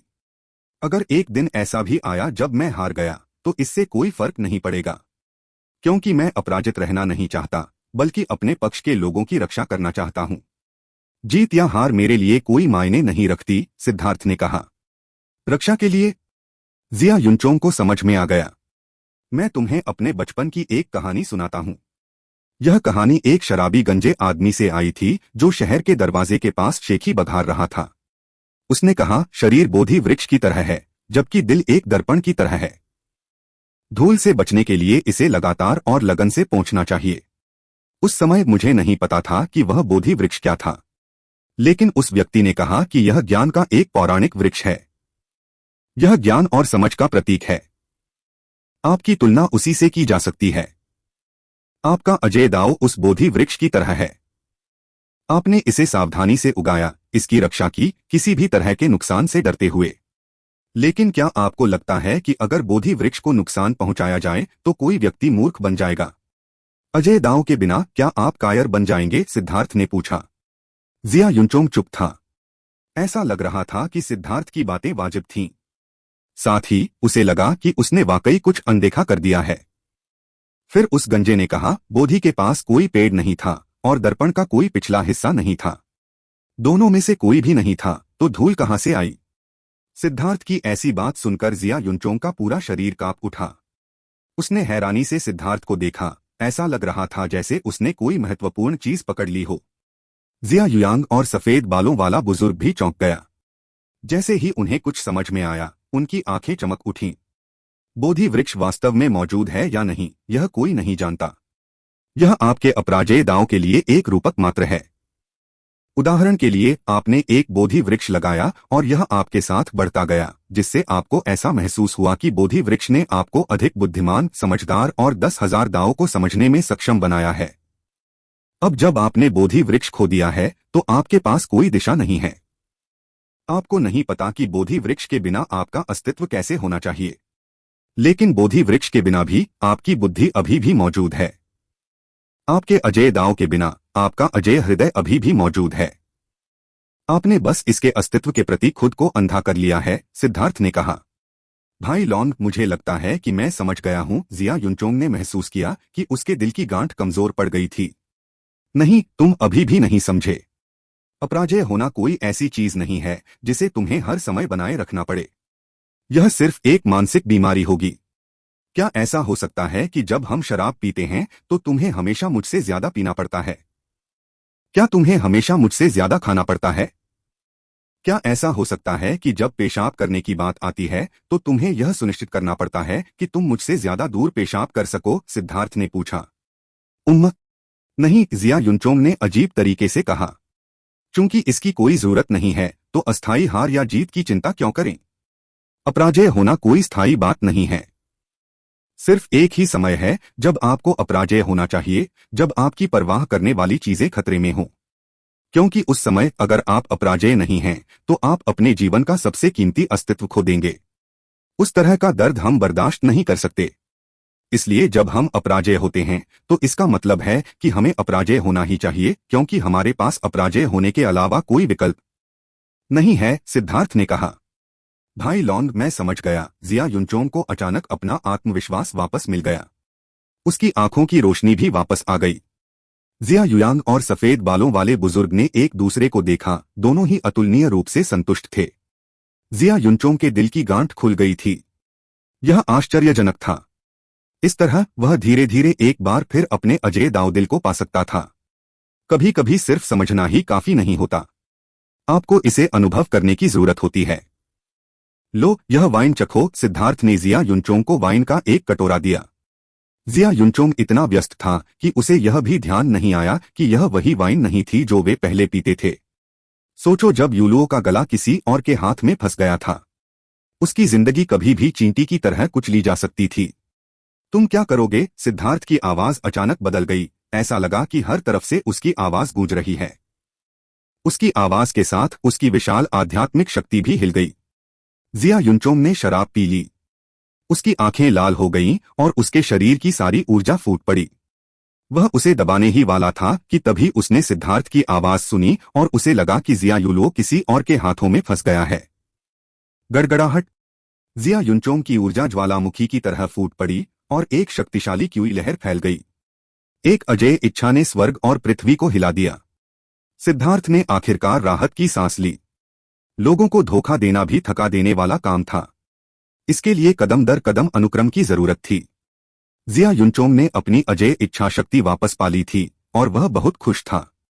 वह सिद्धार्थ को धन्यवाद देने ही वाला था। अच्छा नहीं, राजकुमारी यूलुओ ने आत्महत्या कर ली है। जिया युनचोंग की अभिव्यक्ति पूरी तरह से बदल गई और एक भयंकर दहाड़ के साथ वह हवा के झोंके की तरह उड़ गया। जिया युलुओ चुपचाप अपने बिस्तर पर लेटी हुई थी। उसके चेहरे पर अभी भी आंसू के दाग थे। उसकी आंखें बंद थीं और ऐसा लग रहा था जैसे वह बस रोते हुए सो गई थी। लेकिन अभी उसका दिल पहले ही रुक चुका था और उसकी आध्यात्मिक उतार चढ़ाव गायब हो चुके थे। जीवंत और प्यारी लड़की एक बेजान शरीर बन गई थी। जिया युयांग, सफेद बालों वाला बुजुर्ग, जिया युनचोंग, जिया युनफेंग और अन्य सभी वहां मौजूद थे। जिया युनचोंग अपनी छोटी बहन को गोद में लिए रो रहा था। उसे इस सच्चाई पर यकीन नहीं हो रहा था। जिया युयांग के हाथ में एक कागज का टुकड़ा था जिस पर सुंदर पंक्तियां लिखी थीं। उन शब्दों को पढ़ने के बाद जिया युयांग ने दर्द से अपनी आंखें बंद कर लीं। जिया युलुओ ने कहा था कि इस बार ग्रैंड जिया के बहुत से विशेषज्ञ उसकी वजह से मारे गए थे। उसके भाई का दाव-हृदय भी नष्ट हो गया था, जिससे उसका साधना पथ टूट गया था। उसने खुद को दोषी ठहराया। वह खुद को ग्रैंड जिया के शाही परिवार के लिए एक अपमान महसूस करती थी और वह अपने पिता, भाइयों या बहनों का सामना करने में बहुत शर्मिंदा थी। वह आम लोगों का सामना करने में भी बहुत शर्मिंदा थी। केवल मरकर ही वह ग्रैंड जिया के शाही परिवार की गरिमा को पुनः प्राप्त कर सकती थी। तुम इतनी मूर्ख कैसे हो सकती हो? यह तुम्हारी गलती नहीं थी। जिया युनचोंग ने जिया युलुओ को पकड़ लिया और रो पड़ा। जिया युलुओ उसकी छोटी बहन थी जिससे वह सबसे ज्यादा प्यार करता था। वह चाहता था कि वह उससे ज्यादा मर जाए, लेकिन अब वह कुछ भी करने में असमर्थ था। आखिरकार इस विपत्ति से बचना अभी भी असंभव था। जिया युयांग ने दर्द में आह भरी। शुरू में उसने सोचा था कि विपत्ति पहले ही बीत चुकी है, लेकिन अंत में विपत्तियों से बचना इतनी आसानी से संभव नहीं था। सब ठीक है, रोना बंद करो। युलुओ मरी नहीं है, वह बस लगभग मृत्यु की स्थिति में है, सिद्धार्थ ने अचानक कहा। यह सुनकर सभी चौंक गए। अभी उसकी आध्यात्मिक उतार चढ़ाव पूरी तरह से गायब हो गए थे। यह संभवतः एक अर्ध मृत्यु की स्थिति कैसे हो सकती है? मुझे जाने दो। सिद्धार्थ जिया युलुओ के बिस्तर के पास बैठ गया। उसके चेहरे पर आंसू देखकर वह आहें भरने से खुद को रोक नहीं सका। क्यों परेशान होना? यह मामला जिया युलुओ की गलती नहीं थी। ग्रैंड हान ने बहुत पहले ही यह जाल बिछा दिया था। उसके बिना भी ग्रैंड जिया अपने नुकसान से बच नहीं पाते। पकड़े जाने से उसने केवल जिया युनचोंग को ही फंसाया था, लेकिन उसने मूर्खतापूर्वक सोचा था कि सभी ने भागने में अपना कीमती समय गवा दिया है क्योंकि वे उसका इंतजार कर रहे थे, जिसके कारण वे मर गए। सिद्धार्थ ने अपना हाथ उसके माथे पर दबाया। उसने अभी अपना बायां हाथ उठाया ही था कि उसने अजीब तरीके से कहा, अंकल जिया, शायद आप सभी को थोड़ा पीछे हट जाना चाहिए। युलुओ ने अपना दिल खुद ही रोक लिया है और मुझे इसे फिर से शुरू करना होगा। साधकों को इतनी शंकाएं नहीं होती। आगे बढ़ो। जिया युयांग जानता था कि सिद्धार्थ क्या कह रहा था, लेकिन उसे परवाह नहीं थी। जब तक वह उसे बचा सकता था, बाकी सब महत्वपूर्ण नहीं था। सिद्धार्थ बस इतना ही बोल सका। उसने उसके लिए दिव्य जीवन अमृत की एक बूंद निकाली और फिर अपना दाहिना हाथ धीरे से उसके सीने पर रख दिया। जिया यूलुओ ने अपने दिल की मांसपेशियों को काट दिया था। यह आत्महत्या का वह तरीका था जिसे ज्यादातर साधक चुनते थे। दिल की धड़कन बंद होने से व्यक्ति धीरे धीरे बेहोश हो जाता था और अंत में उसकी आत्मा बिना किसी दर्द के खत्म हो जाती थी। सिद्धार्थ को अपने हृदय की मांसपेशियों को फिर से जोड़ने की जरूरत थी। दिव्य जीवन अमृत के साथ यह मुश्किल नहीं था, लेकिन उसके आध्यात्मिक उतार चढ़ाव के चले जाने के बाद उसे पुनर्जीवित करना एक ऐसा काम था जो कोई देवता भी नहीं कर सकता था। सिद्धार्थ को काम करते देख हर कोई अपनी सांसें थामे हुए था। जिया युनचोंग की मुट्ठियां कसकर बंद थीं, हथेलियां पसीने से तर थीं। उसे उम्मीद थी कि सिद्धार्थ वाकई चमत्कार करके जिया यूलुओ को फिर से जिंदा कर देगा। आपको इतना घबराने की जरूरत नहीं है। यूलू निश्चित रूप से नहीं मरेगी। प्राचीन अवशेष में मुझे पहले से ही लगा कि उसकी मानसिक स्थिति थोड़ी गड़बड़ है, इसलिए मैंने उस समय उसे 2 गोलियां दी। एक उपचार की गोली थी, जबकि दूसरी नौ क्रांति पुनर्जन्म की गोली थी। जब उसने आत्महत्या की तो जैसे ही उसकी जीवन ऊर्जा फीकी पड़ गई, नौ क्रांति पुनर्जन्म की गोली ने अपने आप ही असर दिखाना शुरू कर दिया। उसकी आत्मा को नीवान के भीतर आश्रय दिया, जिससे वह सबसे आदिम अवस्था में प्रवेश कर गई। इसलिए आप उसके आध्यात्मिक उतार चढ़ाव को महसूस नहीं कर सकते, और जब वह जागेगी तो उसकी आत्मा थोड़ी देर के लिए कमजोर महसूस करेगी, लेकिन इस पुनर्जन्म के बाद उसकी मानसिक स्थिति ठीक हो जाएगी। अगर तुम उससे बात करोगी तो वह इतनी जिद्दी नहीं रहेगी और यह नहीं सोचेगी कि यह सब उसकी गलती है। मुझे खेद है कि मैंने तुम्हें पहले नहीं बताया, लेकिन मुझे नहीं पता था कि वह वास्तव में ऐसा करेगी। मैंने उसे सभी संभावनाओं से बचाने के लिए केवल 9 क्रांति पुनर्जन्म की गोली दी थी, सिद्धार्थ ने काम करते हुए कहा। उसकी व्याख्या सुनकर उन सभी को उसके सामने झुकने की इच्छा हुई। यह सब सिद्धार्थ की सावधानी के कारण ही संभव हुआ कि इस बार जिया यूलुओ की मृत्यु नहीं हुई। सिद्धार्थ का हाथ चमकने लगा जैसे ही आध्यात्मिक शक्ति जिया यूलुओ के सिर में प्रवेश कर गई। इस समय उसका सिर थोड़ा हिला और उसकी आध्यात्मिक उतार चढ़ाव वापस आ गई। हालांकि सिद्धार्थ ने उन्हें चिंता न करने के लिए कहा था, लेकिन उसके आध्यात्मिक उतार चढ़ाव को वापस आते देखकर उन सभी को राहत मिली। उसकी आत्मा पुनर्जीवित हो गई थी और उसका दिल एक बार फिर से धड़कने लगा था। इस तरह की अल्पकालिक अर्धमृत्यु अवस्था से उसे कोई नुकसान नहीं हुआ। ठीक है, यूलू को थोड़ी देर सोने दो। बाद में जब वह जागेगी तो किसी को उसकी निगरानी करने के लिए कहो जो उसे समझाए। अब भाई युनचोंग का अजय दाव वापस आ गया है, इसलिए उसे दोषी महसूस करने का और भी कम कारण है। इसके अलावा उसे वास्तव में 4 राष्ट्रों के प्राचीन अवशेष में जो कुछ हुआ उसके लिए कोई अपराध बोध महसूस करने की आवश्यकता नहीं है। यह एक गलतफहमी है जिसे आसानी से ठीक किया जा सकता है। सिद्धार्थ खड़ा हुआ और खींचा। मैं उसकी देखभाल करूंगा। जिया युनचोंग ने सबसे पहले अपना मुंह खोला। इस बार जिया यूलुओ की आत्महत्या ने उसे उसके लिए और भी ज्यादा प्यार भरा एहसास कराया था। यह मुझे होना चाहिए। मैं इस बच्चे यूलुओ का बहुत ज्यादा एहसानमंद हूं। इस बात पर मुझसे मत लड़ो। जिया युयान जिया यूलुओ के पास बैठा, उसके सिर को धीरे से सहलाते हुए। वह शर्म से भर गया। शाही परिवार में रहना कभी कभी दुखदायी होता था। चाहे वह सम्राट हो, राजकुमार हो या राजकुमारियां, ऐसा जीवन जीना एक तरह का दुख था। वे दूसरों की तरह पारिवारिक प्रेम की भावना का आनंद भी नहीं ले पाते थे। जिया युयान को जिया यूलुओ की देखभाल के लिए व्यक्तिगत रूप से आगे आते देख जिया युनचोंग ने बहस नहीं की। वह सिद्धार्थ और अन्य लोगों के साथ चला गया। अगले दिन जैसा कि सिद्धार्थ ने भविष्यवाणी की थी, उसके बारे में सभी प्रकार के दुष्प्रचार फैलने लगे। सिद्धार्थ स्वर्ग पर कब्जा करने वाला था। सिद्धार्थ एक हत्यारा पागल था। सिद्धार्थ ने जानबूझकर ग्रैंड जिया के लिए एक आपदा को आकर्षित किया। सिद्धार्थ ग्रैंड जिया को नष्ट करना चाहता था। सिद्धार्थ एक दुष्ट सितारा था। सभी तरह की अफवाहें फैल गईं। सड़कों पर अनगिनत लोग इस पर चर्चा कर रहे थे। पिल टॉवर के कुत्तों की पूरी ताकत के जरिए सभी तरह के सबूत फैल गए और सिद्धार्थ के प्रति लोगों की राय बद से बदतर होती गई। पिल टॉवर से असंबंधित कुछ लोग पहले से ही सिद्धार्थ को ग्रैंड जिया छोड़ने के लिए कहने लगे थे। यहां तक कि ग्रैंड जिया के मूल निवासियों का एक बड़ा समूह सड़कों पर चिल्ला रहा था कि सिद्धार्थ भाग जाए। सिद्धार्थ ने केवल मुस्कुराकर कहा कि यह ठीक है। ग्रैंड जिया के आम लोगों को कुछ अतिरिक्त आय मिलना ठीक है। इन सभी लोगों को पिल टॉवर ने खरीदा था और ऐसा लग रहा था कि उन्हें काफी ऊंची कीमत पर खरीदा गया था। सिद्धार्थ ने जिया युयान से गार्डों से यह भी कहलवाया कि अगर उनके पास करने को कुछ और नहीं है तो वे भी उस समूह में शामिल हो सकते हैं। बेशक उन्हें थोड़ी ज्यादा कीमत मांगनी होगी। आखिरकार उनका एक विशेष दर्जा था। जब जिया युयांग ने सुना कि सिद्धार्थ उससे ऐसा करवाना चाहता है तो वह बिल्कुल हैरान रह गया। लेकिन आसपास पूछने पर उसे पता चला कि यह सच था। इन आम लोगों को बहुत बड़ी कीमत चुकानी पड़ रही थी। जियांटियन विशेषज्ञों को एक दिन के चिल्लाने के लिए 100 मध्यम श्रेणी के स्पिरिट स्टोन दिए गए। समुद्र विस्तार विशेषज्ञों को 1000 मध्यम श्रेणी के स्पिरिट स्टोन दिए गए और फाउंडेशन फोर्जिंग विशेषज्ञों को एक दिन में 10 युवा स्पिरिट स्टोन दिए गए।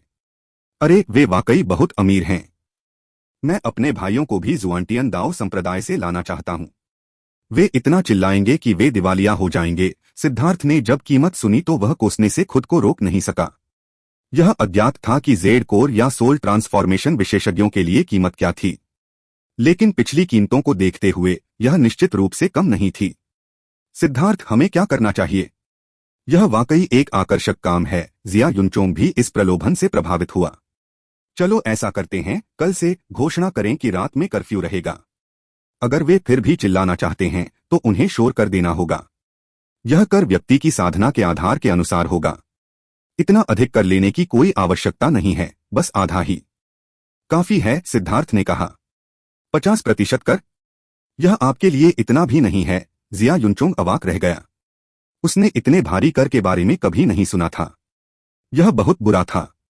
अगर यह ज्यादा भी होता तो भी वे चिल्लाते रहते। इसके अलावा पिल टॉवर के लोगों के पास बहुत पैसा है। उनसे पैसे न कमाना बेकार होगा। गार्डों से कहो कि वे शामिल हो जाएं और उन्हें बताएं कि उनके परिवारों के अमीर होने का समय आ गया है। हम धन को दूसरों के पास नहीं जाने दे सकते। इसके अलावा इससे नियंत्रण करना आसान हो जाएगा। जब ज्यादा लोग शामिल हो जाएं तो कीमत बढ़ाना शुरू कर दें। अगर वे पैसे देने से मना करते हैं तो अपने लोगों को चिल्लाना बंद करवाएं, और चूंकि उन्हें चिल्लाने की अनुमति नहीं है इसलिए दूसरों को भी चिल्लाने की अनुमति नहीं होगी। अगर वे कीमतें स्वीकार नहीं करते हैं तो गार्ड चिल्लाने वाले को पीटेंगे। जहां तक कीमत की बात है, इसे बहुत तेजी से मत बढ़ाओ। बस हर कुछ घंटों में एक बार बढ़ाओ और केवल 10% बढ़ाओ। याद रखो, बहुत ज्यादा दुष्ट मत बनो, सिद्धार्थ ने कहा। हर कुछ घंटों में इसे 10% बढ़ाना बहुत बुरा नहीं था। जिया युनचोंग सिद्धार्थ के विचारों को समझने में सक्षम नहीं था। क्या यह सचमुच संभव है? जिया युनचोंग ने ऐसा कभी नहीं किया था और उसे इस पर कोई भरोसा नहीं था। चिंता मत करो, लोगों को ठगने के मेरे वर्षों के अनुभव के अनुसार इस मामले में सफल होने की 100% संभावना है। यह तुम्हारा क्षेत्र है। यदि तुम उन्हें ठगते नहीं तो क्या तुम उन्हें नीचा नहीं दिखा रहे होते? तुम अपने ग्रैंड जिया के आम लोगों का सामना कैसे करोगे? तुम्हें इसमें जल्दी करनी चाहिए क्योंकि कुछ समय बाद पिल टॉवर को भागने के लिए मजबूर होना पड़ेगा और अमीर बनने का ऐसा कोई दूसरा मौका नहीं होगा। सिद्धार्थ के आग्रह पर जिया युनचोंग ने अपनी चमड़ी मोटी कर ली और गार्ड से मिलने चला गया। अगले कुछ समय में चिल्लाने वालों को पैसे देने वाले लोगों को एक बड़ी मुसीबत का सामना करना पड़ा। ग्रैंड जिया कर वसूल रहा था और चाहे लोग चाहें या न चाहें उन्हें कर देना ही था। उन चिल्लाने वालों ने स्वाभाविक रूप से अपनी जेब से यह कर देने से इनकार कर दिया, इसलिए कीमत स्वाभाविक रूप से बढ़ गई। इसके अलावा न केवल कीमत बढ़ रही थी बल्कि और भी अधिक लोग चिल्लाने में शामिल हो रहे थे। उन्हें भुगतान करने के लिए आवश्यक धनराशि धीरे धीरे बढ़ रही थी, इसलिए समर्थकों ने अपने खर्चों में कटौती करने के लिए भुगतान किए गए चिल्लाने वालों की संख्या कम कर दी। परिणामस्वरूप उन सभी चिल्लाने वालों ने विरोध किया और कहा कि अगर वे सभी के लिए पर्याप्त धन नहीं लाएंगे तो वे चिल्लाएंगे नहीं। वे असाधारण रूप से एकजुट थे। अगर वे लोग चिल्लाते नहीं तो वे पिल टॉवर द्वारा दिए गए मिशन में असफल हो जाते। नतीजतन जिन संप्रदायों को इस मिशन को अंजाम देने का आदेश दिया गया था उन्होंने उन्हें भुगतान करने के लिए अपने संसाधन जुटाए। एक भी संप्रदाय इतनी कीमत वहन करने में असमर्थ होगा। लेकिन वे यह देखकर क्रोधित हो गए कि अधिक से अधिक लोग चिल्लाने में शामिल हो रहे थे और वे उन्हें मना नहीं कर सकते थे। अगर वे मना करते तो बाकी सभी विरोध में चिल्लाना बंद कर देते। और वे बहुत अधिक संख्या में थे और उन्होंने दूसरों को चिल्लाने की अनुमति देने से इनकार कर दिया अगर वे नहीं चिल्ला रहे थे। ग्रैंड जिया के भीतर भुगतान करने वालों के पास उनके खिलाफ बल प्रयोग करने की हिम्मत नहीं थी। या तो वे ज्यादा से ज्यादा पैसे निकाल कर लाते या फिर कोई शोर शराबा नहीं होता। आखिरकार एक दिन ऐसा आया जब कई मिलियन लोग अपना वेतन लेने के लिए वहां आए और हर कुछ घंटों में वे कीमत बढ़ा देते। वे इतना चिल्लाते भी नहीं थे। ज्यादातर समय वे सिर्फ अपने वेतन के लिए उनके पास आते थे, जिससे नियोक्ता भड़क जाते थे। ग्रैंड जिया के लोग बिल्कुल बेशर्म थे। लेकिन यह वह मिशन था जो पिल टॉवर ने उन्हें दिया था। अगर वे इसमें असफल हो जाते तो वे न केवल लोगों का पक्ष लेने में असफल हो जाते, बल्कि उन्हें बाहर भी निकाल दिया जाता। इसलिए वे संप्रदाय केवल अपने दांत भींचकर दर्द सह सकते थे। वे हर दिन भारी मात्रा में पैसे चुकाते रहे। अंदर ही अंदर वे प्रार्थना करते रहे कि सिद्धार्थ जल्दी चले जाएं, नहीं तो वे दिवालिया हो जाएंगे। लेकिन आज सिद्धार्थ इत्मीनान से जिया यूलो से मिलने गया। वह आज जाग गई थी। शाही महल के बगीचे में पक्षियों का चहचहाना और सुगंधित फूल, रॉक गार्डन और बहता पानी, साथ ही विभिन्न स्थानों पर सुंदर ढंग से बनाए गए छोटे छोटे मंडप थे। दृश्य इतना सुंदर था कि ऐसा लग रहा था कि यह किसी देवता का काम है। इस दृश्य में एक खास तरह की भावना थी। सिद्धार्थ, धन्यवाद। जिया यूलो सिद्धार्थ के साथ साथ चल रही थी। उसके चेहरे पर पहले वाली गुलाबी चमक वापस आ गई थी और उसकी आंखों में अब एक खास भाव था। हालांकि अब उसमें वो शरारती और अनियंत्रित स्वभाव नहीं था। ऐसा लग रहा था जैसे एक ही रात में वह इतनी परिपक्व हो गई थी कि सिद्धार्थ को इसकी आदत नहीं थी। मुझे धन्यवाद देने की कोई जरूरत नहीं है। आखिरकार हम युद्ध के साथी हैं और हमारी उपलब्धियां, चाहे वह 4 राष्ट्रों के प्राचीन अवशेष में लड़ना हो या वाइन गॉड पैलेस में शराब की ठगी करना हो, ऐसी चीजें नहीं हैं जिनकी तुलना आम लोग कर सकें। सिद्धार्थ मुस्कुराया। जिया यूलो भी थोड़ा मुस्कुराई। उसे याद आया कि जब वह पहली बार वाइन गॉड पैलेस से शराब चुराने के लिए सिद्धार्थ के साथ गई थी, उस दिन रोना धोना और हंसना हुआ था, साथ ही लड़ाई भी हुई थी। अब उस बारे में सोचते हुए उसे लगा कि यह एक जीवनकाल पहले की बात है। सिद्धार्थ, क्या मैं उस समय सचमुच नापसंद करने लायक थी? जिया यूलो ने दुखी होकर कहा। तुम क्या कह रही हो? ऐसा नहीं है कि अब तुम भी बहुत पसंद करने लायक हो। यह कहने के बाद सिद्धार्थ को तुरंत लगा कि चीजें अलग थीं। जिया यूलो के पुराने चरित्र के अनुसार उसे तुरंत गुस्से में आकर उसे पीटना शुरू कर देना चाहिए था। लेकिन अब उसने बस अपना सिर नीचे कर लिया और कुछ नहीं कहा। उसने अजीब तरह से कहा, लड़की, अगर तुम ऐसी ही रहोगी तो मैं अब तुम्हारे साथ मजाक नहीं करूंगा। सिद्धार्थ को अभी भी पहले वाली भोली भाली और सरल जिया यूलो ही पसंद थी। हालांकि वह जिया यूलो अनियंत्रित, स्वेच्छाचारी और कुछ हद तक हिंसक थी, लेकिन ये उसकी विशेषताएं थीं। वह एक नवजात शिशु की तरह थी और जो कुछ भी वह करती थी उसमें उसकी कोई योजना या अन्य इरादे नहीं होते थे। वह जो कुछ भी करती थी वह सहज होता था। लेकिन जो कुछ उसने अनुभव किया था उसके बाद ऐसा लगा जैसे वह रातों रात परिपक्व हो गई हो। लेकिन परिपक्व होने से वह अब पुरानी जिया यूलो नहीं रही। परिपक्वता उम्र पर नहीं बल्कि अनुभव पर निर्भर करती है। दर्द का अनुभव करके ही कोई व्यक्ति परिपक्व हो सकता है। ऐसा इसलिए था क्योंकि तब उनके पास परिपक्व होने के अलावा कोई विकल्प नहीं था। अब वह अपनी जिम्मेदारी जानती थी और जानती थी कि उसे इसे कैसे उठाना चाहिए। एक बार जब कोई व्यक्ति परिपक्व हो जाता है तो स्वाभाविक रूप से उसे कुछ चीजें खोनी पड़ती हैं। शायद यही परिपक्वता की कीमत थी। सिद्धार्थ, क्या तुम चलते समय अब भी मेरा हाथ थाम सकते हो? जिया यूलो थोड़ा लाल हो गई थी और उसकी आवाज थोड़ी कांप रही थी, लेकिन उसकी आंखों में उम्मीद थी। मैं ऐसा कैसे कर सकता हूं? क्या तुम्हें लगता है कि मैं दूसरों का इस तरह फायदा उठाने वाला व्यक्ति हूं? हालांकि सिद्धार्थ के मुंह से यही निकला था, लेकिन उसने पहले ही जिया यूलो का हाथ पकड़ लिया था। जिया यूलो मुस्कुराई। सिद्धार्थ के हाथ की गर्माहट महसूस करते हुए उसे अभूतपूर्व शांति का एहसास हुआ। सिद्धार्थ का हाथ पकड़ते हुए चलते हुए उसने कहा, सिद्धार्थ, तुम एक अच्छे इंसान हो। धन्यवाद, लेकिन आप ऐसा बिल्कुल नहीं कह सकते। सिद्धार्थ ने अपना सिर हिलाया। क्यों नहीं? जिया यूलो ने पूछा। सिद्धार्थ ने आसमान की ओर देखा और चिंतित होकर कहा, जो लोग अक्सर अपनी अंतरात्मा के विरुद्ध बातें कहते हैं उन पर बिजली गिरेगी। जिया यूलो ने हंसते हुए उसे हल्के से मारा। मुझे मत चिढ़ाओ, मैं गंभीर हूं। मैं भी गंभीर हूं। क्या तुमने उन लोगों को ग्रैंड जिया शहर छोड़ने के लिए मुझ पर चिल्लाते हुए नहीं सुना? एक अच्छे इंसान के साथ ऐसा व्यवहार कैसे किया जा सकता है? जिया यूलो ने अपना मुंह ढक लिया और हंसते हुए बोली, ऐसा मत सोचो कि मुझे नहीं पता कि तुम और भाई युनचोंग शरारत कर रहे हैं। जो लोग चिल्ला रहे हैं वे सब तुम्हारे ही लोग हैं। तुम सिर्फ उनका पैसा ले रहे हो। यह कोई शरारत नहीं है। एक पक्ष दूसरों को हराना चाहता है जबकि दूसरा पक्ष दूसरों से हराना चाहता है। दोनों पक्षों को वही मिल रहा है जो वे चाहते हैं। ज्यादा से ज्यादा इसे सहयोग कहा जा सकता है। हाँ, यह एक पारस्परिक रूप से लाभकारी सहयोग है, सिद्धार्थ ने कहा। उसके इस धार्मिक भाव ने जिया युलुओ को एक बार फिर हंसाया। उसका चेहरा गुलाबी था और उसकी नाक पर एक हल्की चमक थी। उसकी हंसी के साथ मिलकर यह जीवंत जीवन शक्ति की एक तस्वीर थी। इस रूप को अद्वितीय सुंदरता नहीं कहा जा सकता था, लेकिन यह बेहद संक्रामक था, किसी को भी मुस्कुराने का मन करने के लिए पर्याप्त था। तुम्हें पता होना चाहिए कि यह तुम्हारी गलती नहीं थी। इसके लिए सारा दोष अपने ऊपर लेने की कोई जरूरत नहीं है। अगर तुम किसी को गलत तरीके से दोषी ठहराना चाहते हो तो तुम मुझे दोषी ठहरा सकते हो, लेकिन फिर यह गलत नहीं होगा, सिद्धार्थ मुस्कुराया। यह कहा जा सकता है कि सिद्धार्थ आंशिक रूप से दोषी था। पिल टॉवर, प्राचीन जातिया और ब्लडकिल हॉल सभी उसे मारना चाहते थे। यह योजना उसे निशाना बनाने के लिए बनाई गई थी। मेरे पिता ने मुझे पहले ही सब कुछ बता दिया था। तभी मुझे एहसास हुआ कि वे मुझसे प्यार करते हैं। और मेरे भाई, मेरी माँ, वे सभी मुझसे प्यार करते हैं, लेकिन मेरी अपनी जिद ने मुझे अंधा कर दिया, जिससे मैं यह नहीं देख पाया।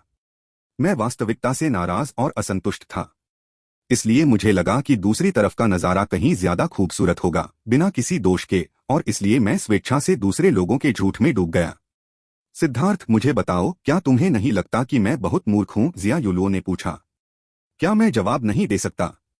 मैं नहीं चाहता कि मुझे पीटा जाए, सिद्धार्थ ने चिंतित होकर कहा। तुम पिटाई की मांग कर रहे हो? जिया युलुओ ने सिद्धार्थ को मारा। मुझे बस इतना पता था कि ऐसा होगा। सच में मुझे नहीं लगता कि तुम इतने बुरे हो या इतने मूर्ख हो। अरे, मुझे मत मारो, मैं सच कह रहा हूं। सच में यह तुम्हारे जन्मजात शुद्ध हृदय और तुम्हारे पिता की वजह से था। उन्होंने तुम्हें लाड़ प्यार दिया। सच तो यह है कि जिया युयांग ने उसे खास लाड़ प्यार नहीं दिया था, लेकिन वह जानता था कि उसके जीवन में एक ऐसी मुसीबत आएगी जिससे वह बच नहीं पाएगी। यह नियति थी, इसलिए वह उसे डांटने या पीटने के लिए तैयार नहीं था। यहां तक कि जब जिया युलुओ कभी कभी बहुत आगे निकल जाती थी तो उसके भाग्य के बारे में सोचते हुए वह उसे दंडित करने के लिए तैयार नहीं था। ग्रैंड जिया की ड्रैगन नसों के साथ भाग्य बताने वाली कलाएं बेहद शक्तिशाली थीं। उन कलाओं का पता बहुत पुराने युग से लगाया जा सकता है। हालांकि उनकी तुलना स्वर्गीय भाग्यद्वीप की भाग्य बताने वाली कलाओं से नहीं की जा सकती, लेकिन जब जिया परिवार के भाग्य की बात आती थी तो वे व्यावहारिक रूप से कभी गलती नहीं करते थे। लेकिन सिद्धार्थ के आने की वजह से वे गणनाएं गड़बड़ा गई थीं। यहां तक कि ग्रैंड जिया का भाग्य भी धुंध में ढक गया था और ड्रैगन नस के साथ भी कुछ भी गणना करना असंभव था। तो जो हुआ उसमें कुछ हद तक तुम्हारे पिता की भी गलती है। पेड़ किस आकार में बढ़ता है यह निश्चित रूप से माली पर निर्भर करता है। एक अच्छी कहावत है, एक व्यक्ति को जितनी जल्दी हो सके उतना कष्ट सहना चाहिए। एक व्यक्ति जितनी जल्दी कष्ट सहेगा उसकी इच्छा शक्ति उतनी ही अधिक क्षीण होगी। जंगल में उगने वाली घास को जन्म लेते ही हवा और पाले की मार सहनी पड़ती है।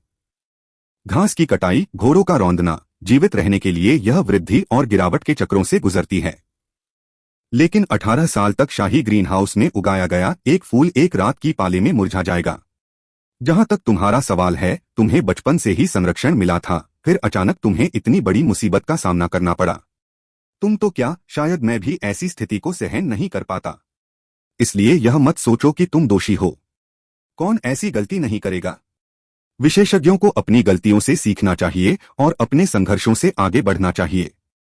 जिया युलुओ को पता था कि सिद्धार्थ कह रहा था कि उसकी आत्महत्या एक कमजोर व्यक्ति द्वारा की गई हरकत थी जो जिम्मेदारी से बचने की कोशिश कर रहा था। आत्महत्या सिर्फ दूसरों को दर्द और दुख पहुंचाती है। यह सबसे कम जिम्मेदाराना तरीका था। आत्महत्या से पहले उसे लगा कि उसने अपने बड़े भाई को धोखा दिया है। वह खुद को मूर्ख समझती थी और उसे लगा कि उसने ग्रैंड जिया के कई योद्धाओं की मौत का कारण बना है। उसने सोचा था कि केवल उसकी मृत्यु ही ग्रैंड जिया पर लगे इस दाग को धो सकती है। लेकिन एक बार जब वह जाग गई तो उसे एहसास हुआ कि वह कितनी मूर्ख थी। वह खुद को और भी ज्यादा दोषी मानने लगी, लेकिन अब वह गर्मजोशी और भावनाओं से भरी हुई थी।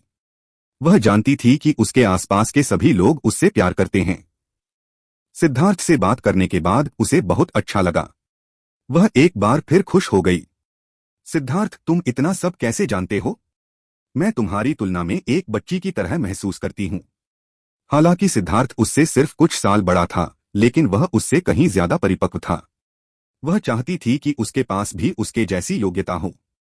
क्या ऐसा इसलिए नहीं है क्योंकि मेरे पास कोई विकल्प नहीं था? सिद्धार्थ ने आह भरते हुए कहा।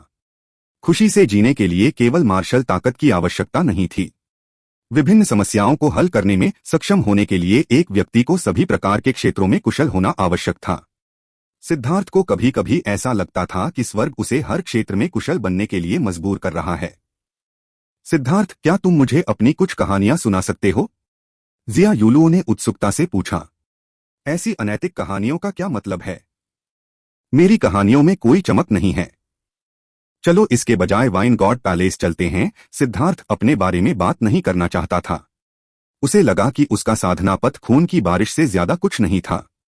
चूंकि जिया यूलुओ के दिल की गांठ पहले ही खुल चुकी थी, इसलिए उसने उसे वाइन गॉड पैलेस की ओर खींचा। उसे पता चला था कि वाइन गॉड पैलेस के कुछ शिष्यों ने पहले ही उसके फार्मूलों से नई औषधीय वाइन बनाना समाप्त कर दिया था, जबकि अन्य अभी भी परीक्षण के चरण में थे। हर कुछ दिनों में कोई न कोई शिष्य सफल हो जाता था। उनके सामान का मूल्यांकन करने के शानदार बहाने के तहत वह शराब पीता और उनके पास जो कुछ भी था उसे ले लेता। फिर वह कुछ खामियां बताता, जिससे वे शिष्य उसे लगभग भगवान की तरह मानने लगते। महायाजक के अलावा वह था जिसका वे सबसे अधिक सम्मान करते थे। जब वे दोनों शाही महल से बाहर निकले तो बीच रास्ते में उन्होंने 10 लाख से अधिक लोगों के एक समूह को नारा लगाते हुए सुना, सिद्धार्थ, ग्रैंड जिया सिटी से भाग जाओ। सिद्धार्थ, ग्रैंड जिया सिटी से भाग जाओ। सिद्धार्थ, ग्रैंड जिया सिटी से भाग जाओ। जिया यूलुओ के चेहरे पर भाव बदल गए। यह वाक्य उसे परेशान करने वाला था और वह उन लोगों को ठंडी निगाहों से देखने लगी। उन लोगों को भी लगा कि कुछ गड़बड़ है। वे धीरे धीरे शांत हो गए और अजीब तरह से सिद्धार्थ को देखने लगे। चिल्लाना बंद मत करो। उनका पैसा लेने के बाद तुम्हें अपना काम करना होगा। अन्यथा अगर हम उनका पैसा लेंगे और वह काम नहीं करेंगे जिसके लिए हमें पैसे दिए गए हैं, तो इससे ग्रैंड जिया के लोगों की प्रतिष्ठा को नुकसान पहुंचेगा, सिद्धार्थ ने चिल्लाते हुए कहा। सिद्धार्थ को कोई आपत्ति नहीं थी। अगर वे चिल्लाना चाहते थे तो ठीक था। वह बस उनकी कुछ और चर्बी काट देगा। जब तक उनकी गालियां उसके उल्टे स्केल को निशाना नहीं बनाती, तब तक सब ठीक था। यह सही है, पैसे। अब समय आ गया है कि हम वापस जाएं और कीमत बढ़ाएं। चलो, उनमें से एक अचानक चिल्लाया। परिणामस्वरूप 10 लाख से ज्यादा लोगों का यह समूह एक क्रोधित अजगर की तरह शहर से बाहर निकल गया और तुरंत गायब हो गया। यहां तक कि सिद्धार्थ भी अवाक रह गया। जिया यूलुओ हंस रही थी, खुद को खड़ा रखने के लिए सिद्धार्थ की कमर पकड़ रही थी। यह सब करने वाले लोग शायद पागल हो रहे थे। ऐसा लग रहा था कि उन चिल्लाने वालों की मजदूरी पहले ही 10 गुना से ज्यादा बढ़ गई है। उनमें से 10 लाख की कीमत तो बहुत ही भयावह होगी। सिद्धार्थ इस मामले में शांत था। सब कुछ जिया युनचोंग के नियंत्रण में था। आखिर क्या यह मजाक था? यह उसका घर था, उसका क्षेत्र था।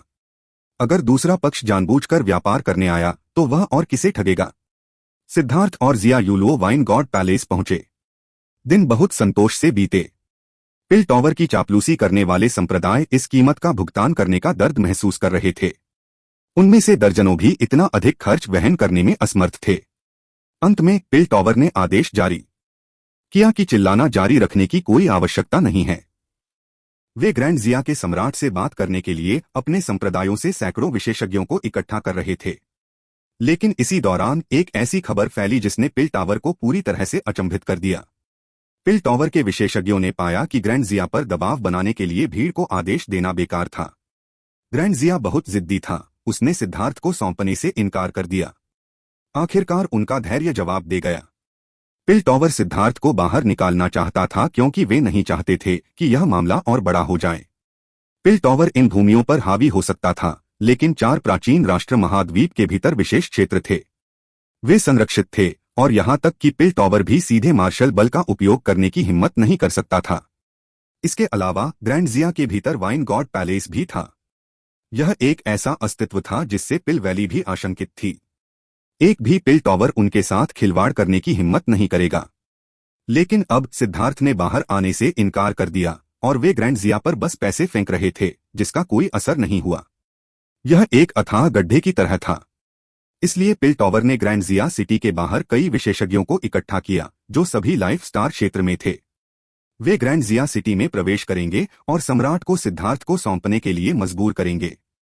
अगर वह फिर भी मना करता तो वे उसे जबरन ले जाते।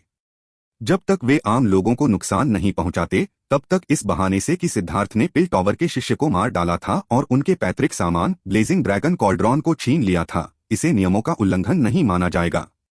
इसके बजाय यह ग्रैंड जिया होगा जो एक अपराधी को शरण देने के लिए गलत था। लेकिन जैसे ही उन्होंने इस विशाल सेना को इकट्ठा किया और बाहर निकलने की तैयारी कर रहे थे, एक खबर ने डैन टेंग के चेहरे पर ऐसा महसूस कराया जैसे उसे बुरी तरह से थप्पड़ मारा गया हो। पिल वैली ने उसे वापस लौटने का आदेश भेजा था और यह सबसे बड़ा आदेश था। दूसरे शब्दों में उसे जल्द से जल्द पिल वैली लौटना था। उस ऑर्डर के साथ एक फोटोग्राफिक जेड भी था। जब उसने उसे सक्रिय किया तो डैन टेंग का चेहरा पीला पड़ गया। इसमें एक दृश्य सामने आया। सिद्धार्थ डैनचू की ओर इशारा करते हुए ठंडे स्वर में बोला, हम क्या ग्रैंड हान को इस बात का डर नहीं है कि अन्य 3 राष्ट्र सच्चाई जान लेंगे और उन्हें नष्ट करने के लिए हाथ मिला लेंगे? डैनचू ने व्यंग्य किया, सच्चाई जानना? एक बार जब वे मारे गए तो उनके ड्रैगन नसों के साथ खोए हुए कनेक्शन के कारण उनके सम्राट भी नहीं जान पाएंगे कि यह किसने किया। सच्चाई यह है कि इस बार 4 राष्ट्रों के प्राचीन अवशेष में कुछ रहस्यमय जीवन रूप दिखाई दिए और उन्होंने 4 राष्ट्रों के विशेषज्ञों का वध कर दिया। उन राष्ट्रों के 3 कुलीन लोग मारे गए जबकि ग्रैंड हान को भी भारी नुकसान हुआ। केवल कुछ शाही शिष्य ही भागने में सफल रहे। आप इस सच्चाई के बारे में क्या सोचते हैं? बेशक सच्चाई का बचाव दूसरों द्वारा किया जाना चाहिए। ग्रैंड हान को मेरे पिल टॉवर का समर्थन प्राप्त होगा, साथ ही प्राचीन जातियों का संरक्षण भी। और अगर तीनों राष्ट्र व्यवहार करने से इनकार करते हैं तो ब्लडकिल हॉल उन पर थोड़ा विशेष ध्यान देगा। मुझे बताओ, तीनों राष्ट्र संभवतः किस तरह की लहरें पैदा कर सकते हैं? जब उसने डैनचू को इन सभी रहस्यों को उजागर करते हुए देखा, यहाँ तक कि प्राचीन जातियों और ब्लडकिल हॉल के बीच मिलीभगत को भी स्पष्ट रूप से उजागर करते हुए, डैन टेंग ने अपने दांत इतने जोर से भींचे कि वे लगभग टूट गए। वह समझ नहीं पाया कि यह बदमाश इतना मूर्ख कैसे हो गया कि उसने ऐसा कहा। क्या ऐसा हो सकता है कि वह फोटोग्राफिक जेड के सक्रिय होने के स्पष्ट उतार चढ़ाव को भी महसूस नहीं कर पाया था? सच तो यह है कि सिद्धार्थ ने आदिम अराजकता वाले स्थान से फोटोग्राफिक जेड को सक्रिय किया था और इसे बाहर से महसूस नहीं किया जा सकता था। डैनचू को यह नहीं पता था कि सिद्धार्थ उसके अपराधों को रिकॉर्ड कर रहा था। बेशक इस पर बहस करना अभी व्यर्थ था। डैन टेंग जानता था कि यह मामला उसके लिए और भी बुरा होने वाला था। टॉवर मास्टर, अच्छा नहीं है। वहां एक फोटोग्राफिक जेड है जो पिल टॉवर के लिए बहुत प्रतिकूल है और तेजी से फैल रहा है। ठीक इसी समय पिल टॉवर के विशेषज्ञों में से एक घबराया हुआ एक फोटोग्राफिक जेड पकड़े हुए दौड़ा दौड़ा आया। लेकिन जब उसने डैन टेंग के हाथ में फोटोग्राफिक जेड देखा तो वह चुप हो गया। इस समय डैन टेंग द्वारा एकत्रित किए गए सभी विशेषज्ञों के चेहरे बदल गए थे। उन्हें पहले से ही पता था कि यह मामला गंभीर होने वाला था। यहां तक कि पिल वैली भी इससे परेशान थी। बाहर क्या हुआ? डैन टेंग ने अपनी आवाज को शांत करने की पूरी कोशिश की, लेकिन वह उसे कांपने से नहीं रोक सका। पिल टॉवर के उस विशेषज्ञ ने गले में कुछ अटकाकर कहा, मुझे यकीन नहीं है। लेकिन अचानक अनगिनत फोटोग्राफिक जेड खेती की दुनिया भर में फैल गए। सड़कों पर लोग उन्हें थोक में बेच रहे हैं। यहां आते समय मैंने परिवहन संरचनाओं की रखवाली करने वाले लोगों को भी इसे देखते हुए देखा। इन फोटोग्राफिक जेड की सामग्री वही थी जो सिद्धार्थ ने हुआयुन संप्रदाय को झेंग वेनलोंग को वितरित करने के लिए भेजी थी। बेहतर थप्पड़ प्रभाव पाने के लिए सिद्धार्थ ने हुआयुन संप्रदाय को तुरंत उन्हें न फैलाने के लिए कहा। पिल टॉवर के लिए सबसे अच्छा समय था जब उन्होंने अपनी सारी शक्ति एकत्रित कर ली थी और इतनी बड़ी गतिविधियां की थीं कि सभी विभिन्न संप्रदायों और शक्तियों को उनकी गतिविधियों के बारे में पता चल गया था। तभी सिद्धार्थ ने हुआयुन संप्रदाय को फोटोग्राफिक जेड की विशाल संख्या को फैलाने की अनुमति दी थी, जिसे उन्होंने पहले ही नकल कर लिया था। यह जानना जरूरी था कि फोटोग्राफिक जेड पूरी दुनिया में फैले हुए थे। इसे बड़ी मात्रा में फैलाना हुआयुन संप्रदाय के लिए बहुत आसान था। इसके अलावा ऐसे अन्य लोग भी थे जिन्होंने जब इसमें दर्ज चौंकाने वाले रहस्यों को देखा तो पागलपन की हद तक उनकी नकल बना ली और उन्हें उन लोगों को बेच दिया जिन्हें अब तक उनके बारे में पता नहीं था। नतीजा यह हुआ कि मानो महामारी फैल गई हो। खेती करने वाले लोगों की तो बात ही छोड़िए, आम लोगों को भी इसकी खबर लग गई। इससे पहले उन्होंने अफवाहें सुनी थीं कि सिद्धार्थ ने पिल टॉवर के एक प्रतिभाशाली शिष्य को उसके खजाने को हड़पने के लिए मार डाला था। पिल टॉवर और अन्य बड़े संप्रदायों से विशेष विवरण के बाद सिद्धार्थ को एक अपूरणीय शैतान के रूप में चित्रित किया गया था। लेकिन अब इस फोटोग्राफिक जेड ने तुरंत ही एक उलटफेर कर दिया। पिल टॉवर के उस शिष्य ने 4 राष्ट्रों के प्राचीन अवशेष में एक जाल के रूप में प्रवेश किया था, एक जाल जो सिद्धार्थ को निशाना बना रहा था। उन्होंने मार्शल हेवन एलायंस के नियमों की अनदेखी करते हुए 4 राष्ट्रों की संधि को भी नजरअंदाज कर दिया था। अब पिल टॉवर का समर्थन करने वाले सभी संप्रदाय अचंभित थे। इस फोटोग्राफिक जेड के जरिए लोगों को सच्चाई पता चल गई। कौन सही था और कौन गलत, यह निर्विवाद था। जो लोग सिद्धार्थ को निशाना बना रहे थे, ग्रैंडजिया को निशाना बना रहे थे, जुआनतियान दाओ संप्रदाय को निशाना बना रहे थे, उन सभी को लगा कि उनके मुंह पर तमाचा मारा गया है। शोर मचाने वाले लोगों ने तुरंत अपना मुंह बंद कर लिया। हर कोई जानता था कि पिल टॉवर ने खुद के लिए एक आपदा का कारण बना है। उन्होंने 4 प्राचीन राष्ट्रों के आंतरिक मामलों में हस्तक्षेप किया था, अपनी स्वार्थी इच्छाओं के लिए मार्शल हेवन एलायंस के नियमों की अनदेखी की थी और फिर जानबूझकर दूसरों को बदनाम भी किया था। इससे पिल वैली की छवि को बहुत नुकसान पहुंचा। यह तो पता ही था कि कम से कम सतह पर तो पिल वैली को हमेशा तटस्थ दिखना पड़ता था। वे कभी भी बड़े संप्रदायों के विवादों में सीधे हस्तक्षेप नहीं करते थे। वे विवादों को तटस्थ मध्यस्थ के रूप में सुलझाते थे, केवल दूसरों की समस्याओं को सुलझाने में मदद करते थे।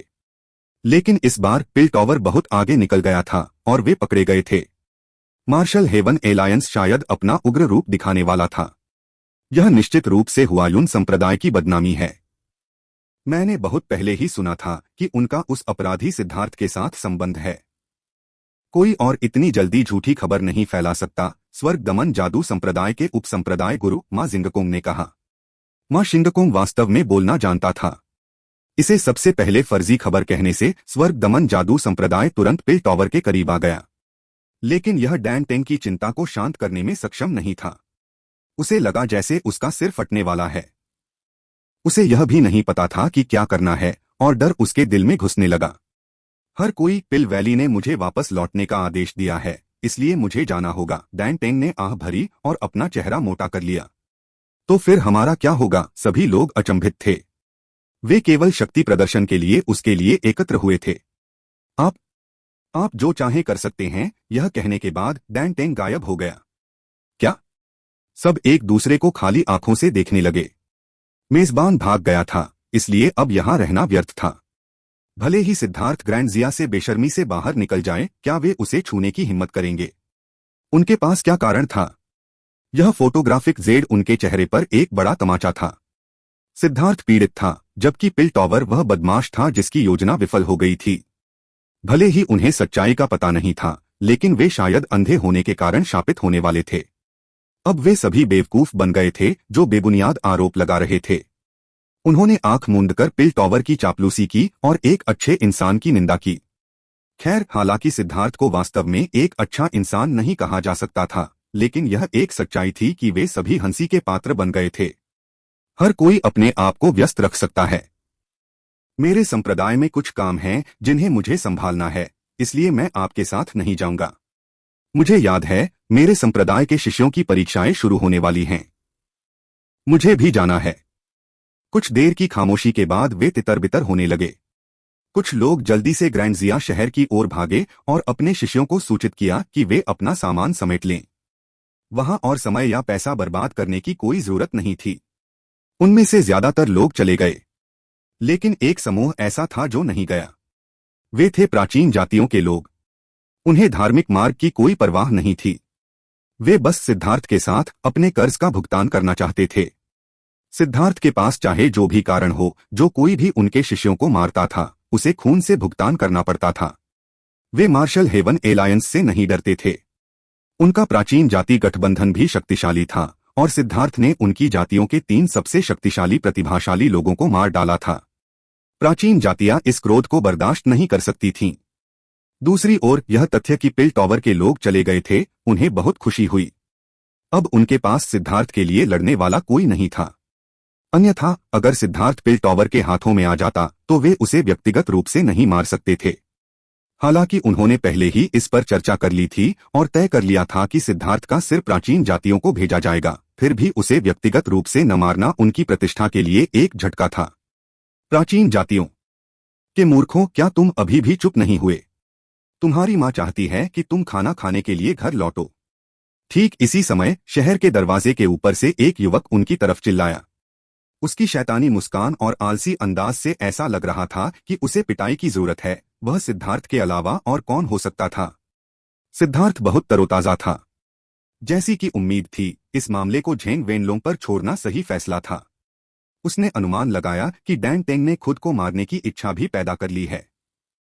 सिद्धार्थ ने उन लोगों से कुछ नहीं कहा जो उसे बदनाम कर रहे थे, ताकि उन्हें हंगामा करने के लिए और समय मिल सके। वे जितना बड़ा हंगामा करेंगे उतना ही अच्छा होगा। और पिल टॉवर ने उसे निराश नहीं किया था। उन्होंने ऐसा उत्पात मचाया था कि स्वर्ग और पृथ्वी हिल गए थे, मानो उन्हें डर था कि लोग इस मामले के बारे में न जान जाएं। अब जब उन्होंने यह कर दिया था तो यह थप्पड़ बहुत जोरदार था। न केवल पिल टॉवर बल्कि उसके कुत्ते भी अवाक रह गए थे। बहुत समय हो गया था जब उसने ऐसा संतोषजनक काम किया था। सिद्धार्थ, तुम छोटे कमीने, अगर तुम में हिम्मत है तो तुम अभी बाहर आओगे, हाथी दौड़ से बड़े ने दहाड़ते हुए कहा। सिद्धार्थ को देखकर उसकी हत्या करने की इच्छा चरम पर पहुंच गई। अपने मृत शिष्य और उसके पैतृक सामान को कैसे छीन लिया गया था, इस बारे में सोचते हुए वह लगभग खुद को हमला करने से नहीं रोक सका। बेवकूफ, बेशक मेरे पास हिम्मत है। मैं एक मानव साधक हूं। अगर मेरे पास हिम्मत नहीं होती तो मैं तुम्हें संकर कैसे बना सकता था, एक सिद्धार्थ ने व्यंग्य किया। इस बेवकूफ द्वारा इतनी दयनीय उकसावेबाजी करने के लिए क्या वह उसे नीची नजर से देख रहा था। मृत्यु को आमंत्रित करना। प्राचीन जातियों के विशेषज्ञ क्रोधित हो गए। वे हमला करने ही वाले थे कि ग्रैंड जिया शहर की सभी इमारतें चमकने लगीं और अनगिनत ड्रोन घूमने लगे। एक भयानक दबाव ने स्वर्ग को हिला दिया। शहर की सुरक्षा व्यवस्था वास्तव में सक्रिय हो चुकी थी। उसी समय एक नारा गूंज उठा, जो कोई भी मेरे ग्रैंड जिया के क्षेत्र में हमला करने की हिम्मत करेगा, उसे निर्दयतापूर्वक नष्ट कर दिया जाएगा।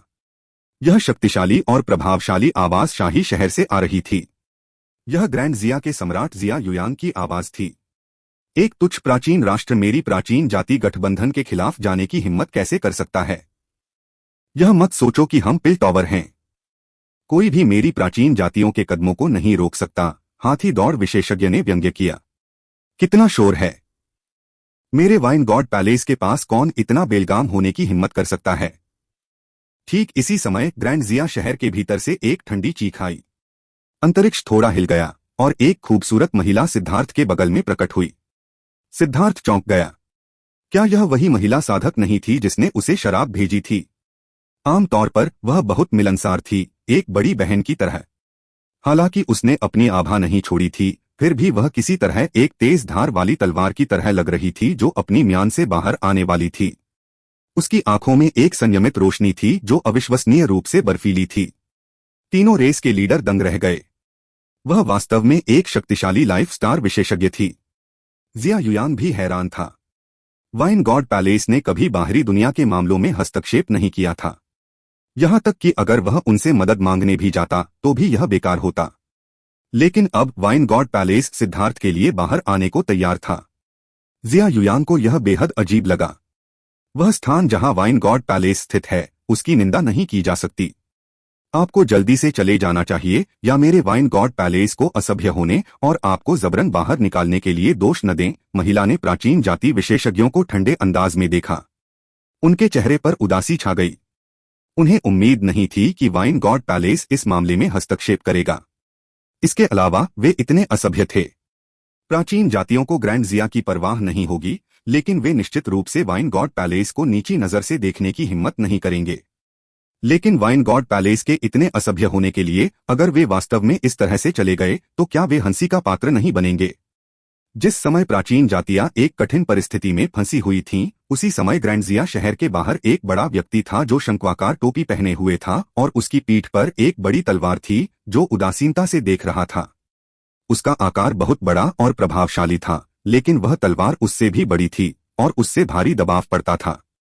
यह आदमी सिद्धार्थ लगता है। इस शरारती मुस्कान का क्या मतलब है?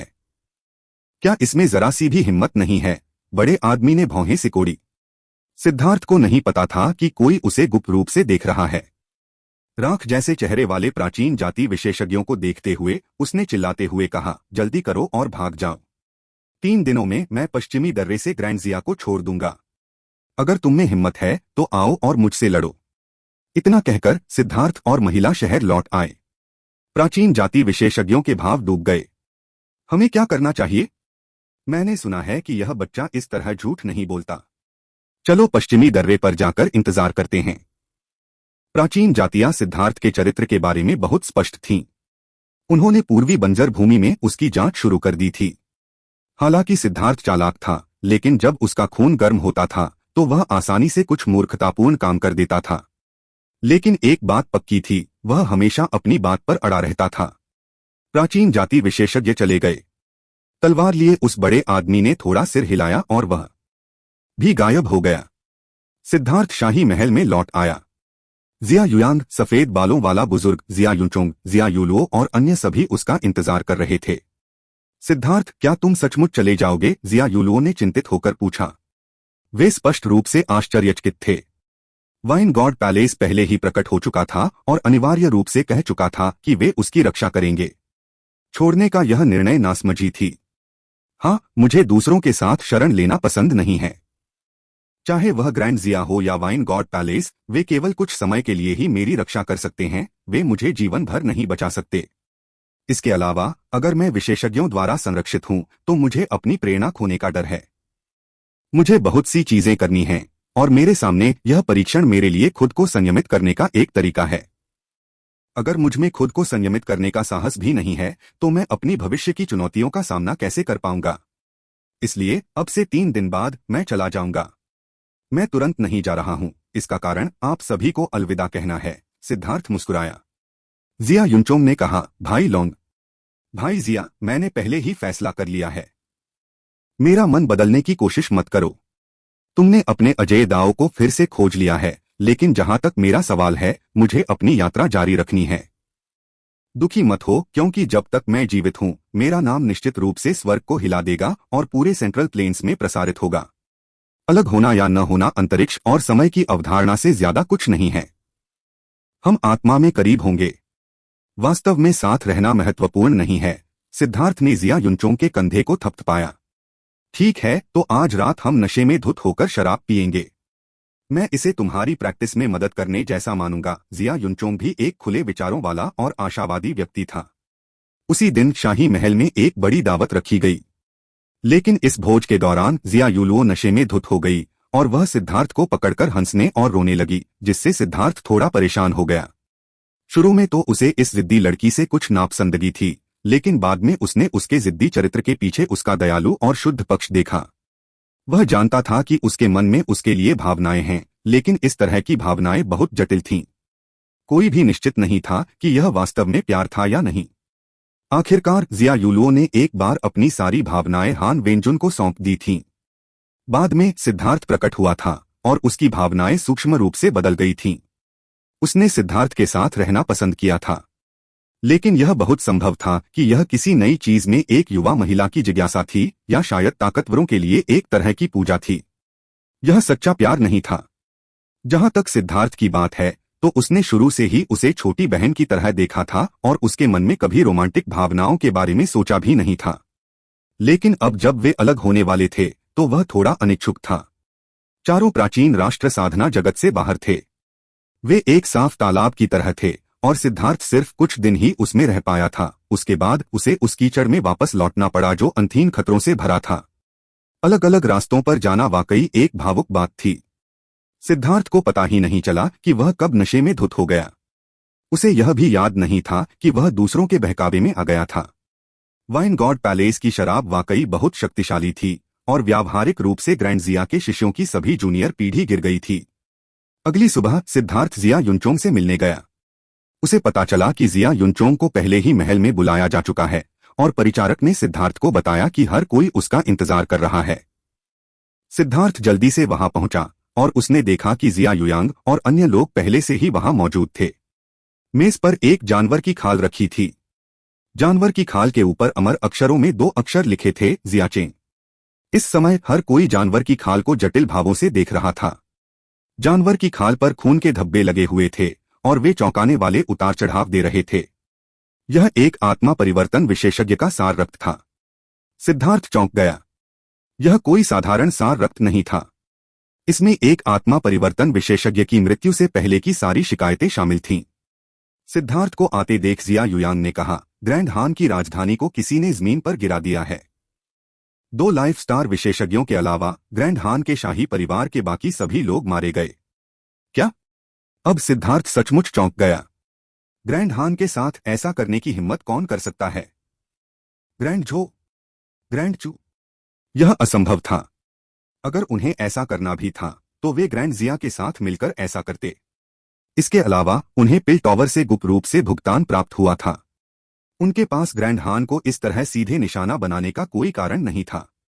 मानो सिद्धार्थ के विचारों को समझते हुए जिया युयांग ने कहा, यह ग्रैंड झो या ग्रैंड चू द्वारा नहीं किया गया था। यह मेरे ग्रैंड जिया की एक शाखा के विशेषज्ञ द्वारा किया गया था। शुरू में मुझे लगा कि यह शाखा पहले ही खत्म हो चुकी है। मुझे नहीं लगा कि वे अब प्रकट होंगे। जिया युयांग ने आह भरी। उसने सिद्धार्थ को ग्रैंड जिया के रहस्यों में से एक बताया। हजारों साल पहले ग्रैंड जिया टूट गया था और जिया परिवार की एक शाखा चली गई थी। फिर वे बिना किसी निशान के गायब हो गए। ग्रैंड जिया ने हमेशा सोचा था कि यह शाखा पहले ही गायब हो चुकी है, लेकिन इस जानवर की खाल की उपस्थिति ने जिया युयांग को वह इतिहास याद दिला दिया। यह जिया चरित्र, इसमें मेरे जिया परिवार की रक्तरेखा ऊर्जा शामिल है। यह निश्चित रूप से मेरे ग्रैंड जिया के वंशज द्वारा किया गया था। इसके अलावा उतार चढ़ाव की शक्ति के आधार पर वह रक्तरेखा शक्ति चोंगेर और यूनेर के समान उम्र के एक युवा से आई थी। हालांकि ग्रैंड हान के शाही परिवार को अपने दम पर खत्म करने और फिर भी दो लाइफ स्टार विशेषज्ञों के हमलों से बचने में सक्षम होना, शाखा का यह विशेषज्ञ वास्तव में भयानक है। जिया युयांग आश्चर्य और संतुष्टि से भर गया जब उसने जानवर की खाल पर लिखा नाम देखा। वाकई भयानक। मुझे आश्चर्य है कि वह व्यक्ति किस तरह का विशेषज्ञ है। सिद्धार्थ चौंक गया। ग्रैंड हान के शाही परिवार को चुनौती देने के लिए एक अकेले व्यक्ति के लिए, और उस व्यक्ति का जिया युनचोंग और अन्य लोगों के समान उम्र का होना, उस व्यक्ति को बिल्कुल राक्षसी होना चाहिए। जिया युयांग ने अपना सिर हिलाया। यह बहुत तेजी से हुआ और किसी के पास इसे रिकॉर्ड करने का समय नहीं था। कुछ विशेषज्ञों की रिपोर्ट के अनुसार वह व्यक्ति एक गठन साधक था। उसने ग्रैंड हान के शाही शहर के भीतर चुपके से एक भव्य गठन स्थापित किया और तुरंत उसका सफाया कर दिया। लाइफ स्टार विशेषज्ञों के अलावा बाकी सभी तुरंत मारे गए। ग्रैंड हान के दो लाइफ स्टार विशेषज्ञों के लिए उन्होंने उस व्यक्ति पर हमला किया, लेकिन उसने भागने के लिए एक गठन का इस्तेमाल किया। उसने जाने से पहले इस तरह के जानवरों की खाल का एक गुच्छा हवा में फेंक दिया। यह उनमें से सिर्फ एक है। इसका क्या मतलब है? सिद्धार्थ को समझ नहीं आया। ये दो अक्षर उस व्यक्ति का नाम होना चाहिए। क्या यह शक्ति का प्रदर्शन था? नहीं। सिद्धार्थ को अचानक समझ आ गया। यह दिखाने के लिए था कि उसने उन ग्रैंड हान विशेषज्ञों को क्यों मारा। जिया युयांग ने सिर हिलाया। सही है। 4 प्राचीन राष्ट्रों के विवादों को 4 राष्ट्रों की शक्ति के माध्यम से हल किया जाना चाहिए। अन्य लोगों की शक्ति का उपयोग करना निषिद्ध है। इस जिया चेन ने बाकी दुनिया को स्पष्टीकरण देने के लिए ऐसा किया। यह जिया परिवार की उस शाखा से प्रतिशोध है। जिया चेन। ऐसा लग रहा था कि वह एक बहुत ही भयानक विशेषज्ञ भी था। उसने ग्रैंड हान के शाही परिवार को अकेले ही चुनौती दी थी। क्या गठन साधक वास्तव में इतने भयानक थे?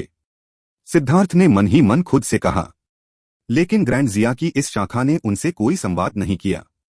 चूंकि वे चले गए थे, इसलिए वे वापस नहीं लौटना चाहते थे। जिया चेन ने सिद्धार्थ के दिल में बहुत बड़ी लहरें पैदा कर दी।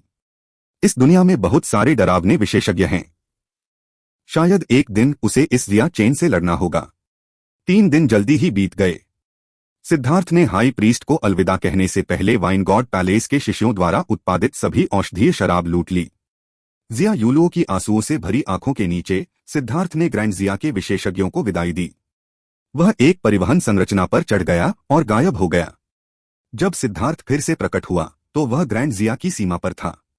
विशाल शहर के गेट टॉवर को देखकर, जिस पर पश्चिमी दर्रा लिखा हुआ था, उसने गहरी सांस ली।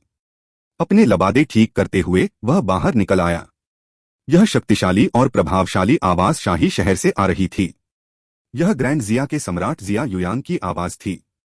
एक तुच्छ प्राचीन राष्ट्र मेरी प्राचीन जाति गठबंधन के खिलाफ जाने की हिम्मत कैसे कर सकता है? यह मत सोचो कि हम पिल टॉवर हैं। कोई भी मेरी प्राचीन जातियों के कदमों को नहीं रोक सकता, हाथी दौड़ विशेषज्ञ ने व्यंग्य किया। कितना शोर है। मेरे वाइन गॉड पैलेस के पास कौन इतना बेलगाम होने की हिम्मत कर सकता है? ठीक इसी समय ग्रैंड जिया शहर के भीतर से एक ठंडी चीख आई। अंतरिक्ष थोड़ा हिल गया और एक खूबसूरत महिला सिद्धार्थ के बगल में प्रकट हुई। सिद्धार्थ चौंक गया। क्या यह वही महिला साधक नहीं थी जिसने उसे शराब भेजी थी? आमतौर पर वह बहुत मिलनसार थी, एक बड़ी बहन की तरह। हालांकि उसने अपनी आभा नहीं छोड़ी थी, फिर भी वह किसी तरह एक तेज धार वाली तलवार की तरह लग रही थी जो अपनी म्यान से बाहर आने वाली थी। उसकी आंखों में एक संयमित रोशनी थी जो अविश्वसनीय रूप से बर्फीली थी। तीनों रेस के लीडर दंग रह गए। वह वास्तव में एक शक्तिशाली लाइफ स्टार विशेषज्ञ थी। जिया युयान भी हैरान था। वाइन गॉड पैलेस ने कभी बाहरी दुनिया के मामलों में हस्तक्षेप नहीं किया था। यहां तक कि अगर वह उनसे मदद मांगने भी जाता तो भी यह बेकार होता। लेकिन अब वाइन गॉड पैलेस सिद्धार्थ के लिए बाहर आने को तैयार था। जिया युयान को यह बेहद अजीब लगा। वह स्थान जहां वाइन गॉड पैलेस स्थित है, उसकी निंदा नहीं की जा सकती। आपको जल्दी से चले जाना चाहिए या मेरे वाइन गॉड पैलेस को असभ्य होने और आपको जबरन बाहर निकालने के लिए दोष न दें। महिला ने प्राचीन जाति विशेषज्ञों को ठंडे अंदाज में देखा। उनके चेहरे पर उदासी छा गई। उन्हें उम्मीद नहीं थी कि वाइन गॉड पैलेस इस मामले में हस्तक्षेप करेगा। इसके अलावा वे इतने असभ्य थे। प्राचीन जातियों को ग्रैंड जिया की परवाह नहीं होगी, लेकिन वे निश्चित रूप से वाइन गॉड पैलेस को नीची नजर से देखने की हिम्मत नहीं करेंगे। लेकिन वाइन गॉड पैलेस के इतने असभ्य होने के लिए अगर वे वास्तव में इस तरह से चले गए तो क्या वे हंसी का पात्र नहीं बनेंगे? जिस समय प्राचीन जातियां एक कठिन परिस्थिति में फंसी हुई थीं, उसी समय ग्रैंड जिया शहर के बाहर एक बड़ा व्यक्ति था जो शंक्वाकार टोपी पहने हुए था और उसकी पीठ पर एक बड़ी तलवार थी जो उदासीनता से देख रहा था। उसका आकार बहुत बड़ा और प्रभावशाली था, लेकिन वह तलवार उससे भी बड़ी थी और उससे भारी दबाव पड़ता था। यह आदमी सिद्धार्थ लगता है। इस शरारती मुस्कान का क्या मतलब है? क्या इसमें जरा सी भी हिम्मत नहीं है? बड़े आदमी ने भौहें सिकोड़ी। सिद्धार्थ को नहीं पता था कि कोई उसे गुप्त रूप से देख रहा है। राख जैसे चेहरे वाले प्राचीन जाति विशेषज्ञों को देखते हुए उसने चिल्लाते हुए कहा, जल्दी करो और भाग जाओ। 3 दिनों में मैं पश्चिमी दर्रे से ग्रैंड जिया को छोड़ दूंगा। अगर तुम में हिम्मत है तो आओ और मुझसे लड़ो। इतना कहकर सिद्धार्थ और महिला शहर लौट आए। प्राचीन जाति विशेषज्ञों के भाव डूब गए। हमें क्या करना चाहिए? मैंने सुना है कि यह बच्चा इस तरह झूठ नहीं बोलता। चलो पश्चिमी दर्रे पर जाकर इंतजार करते हैं। प्राचीन जातियां सिद्धार्थ के चरित्र के बारे में बहुत स्पष्ट थीं। उन्होंने पूर्वी बंजर भूमि में उसकी जांच शुरू कर दी थी। हालांकि सिद्धार्थ चालाक था, लेकिन जब उसका खून गर्म होता था तो वह आसानी से कुछ मूर्खतापूर्ण काम कर देता था। लेकिन एक बात पक्की थी, वह हमेशा अपनी बात पर अड़ा रहता था। प्राचीन जाति विशेषज्ञ चले गए। तलवार लिए उस बड़े आदमी ने थोड़ा सिर हिलाया और वह भी गायब हो गया। सिद्धार्थ शाही महल में लौट आया। जिया युयांग, सफेद बालों वाला बुजुर्ग, जिया युनचोंग, जिया युलुओ और अन्य सभी उसका इंतजार कर रहे थे। सिद्धार्थ, क्या तुम सचमुच चले जाओगे? जिया युलुओ ने चिंतित होकर पूछा। वे स्पष्ट रूप से आश्चर्यचकित थे। वाइन गॉड पैलेस पहले ही प्रकट हो चुका था और अनिवार्य रूप से कह चुका था कि वे उसकी रक्षा करेंगे। छोड़ने का यह निर्णय नासमझी थी। हाँ, मुझे दूसरों के साथ शरण लेना पसंद नहीं है। चाहे वह ग्रैंड जिया हो या वाइन गॉड पैलेस, वे केवल कुछ समय के लिए ही मेरी रक्षा कर सकते हैं, वे मुझे जीवन भर नहीं बचा सकते। इसके अलावा अगर मैं विशेषज्ञों द्वारा संरक्षित हूं तो मुझे अपनी प्रेरणा खोने का डर है। मुझे बहुत सी चीजें करनी हैं और मेरे सामने यह परीक्षण मेरे लिए खुद को संयमित करने का एक तरीका है। अगर मुझमें खुद को संयमित करने का साहस भी नहीं है तो मैं अपनी भविष्य की चुनौतियों का सामना कैसे कर पाऊंगा? इसलिए अब से 3 दिन बाद मैं चला जाऊंगा। मैं तुरंत नहीं जा रहा हूं, इसका कारण आप सभी को अलविदा कहना है। सिद्धार्थ मुस्कुराया। जिया युनचोंग ने कहा, भाई लोंग। भाई जिया, मैंने पहले ही फैसला कर लिया है। मेरा मन बदलने की कोशिश मत करो। तुमने अपने अजय दाव को फिर से खोज लिया है, लेकिन जहां तक मेरा सवाल है, मुझे अपनी यात्रा जारी रखनी है। दुखी मत हो, क्योंकि जब तक मैं जीवित हूं, मेरा नाम निश्चित रूप से स्वर्ग को हिला देगा और पूरे सेंट्रल प्लेन्स में प्रसारित होगा। अलग होना या न होना अंतरिक्ष और समय की अवधारणा से ज्यादा कुछ नहीं है।